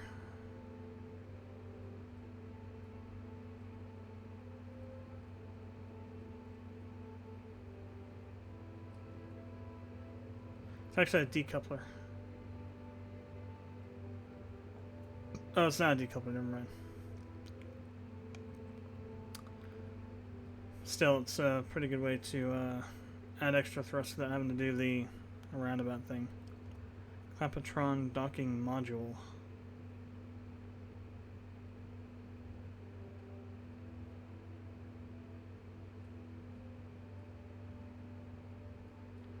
Another radial mount.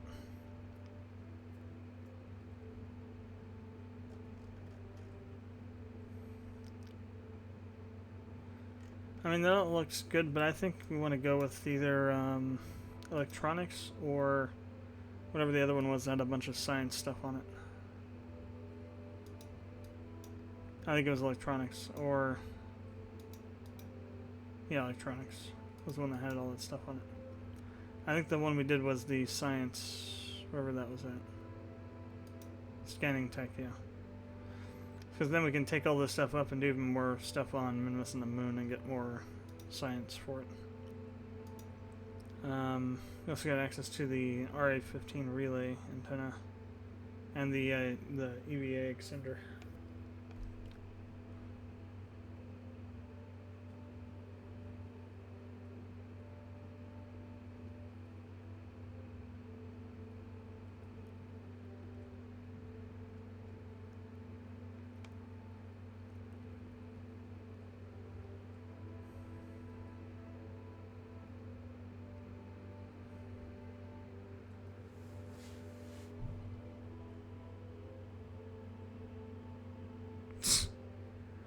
Warranty void if shaken or exposed to vacuum.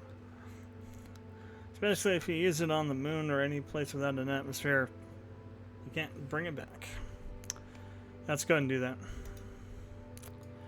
Alright, so the next stream we do will be putting all those science parts together, figuring out what we need, where we need to put them, if they have to go in Kerbals or on, they can be on a ship, and doing all those experiments. So, thanks for watching the stream. If you watched it live on Twitch or YouTube. If you're watching this afterwards on YouTube, comments, questions, put them below. And if you haven't done so already, I'd appreciate it. Subscribe to the channel. And be on the lookout for the next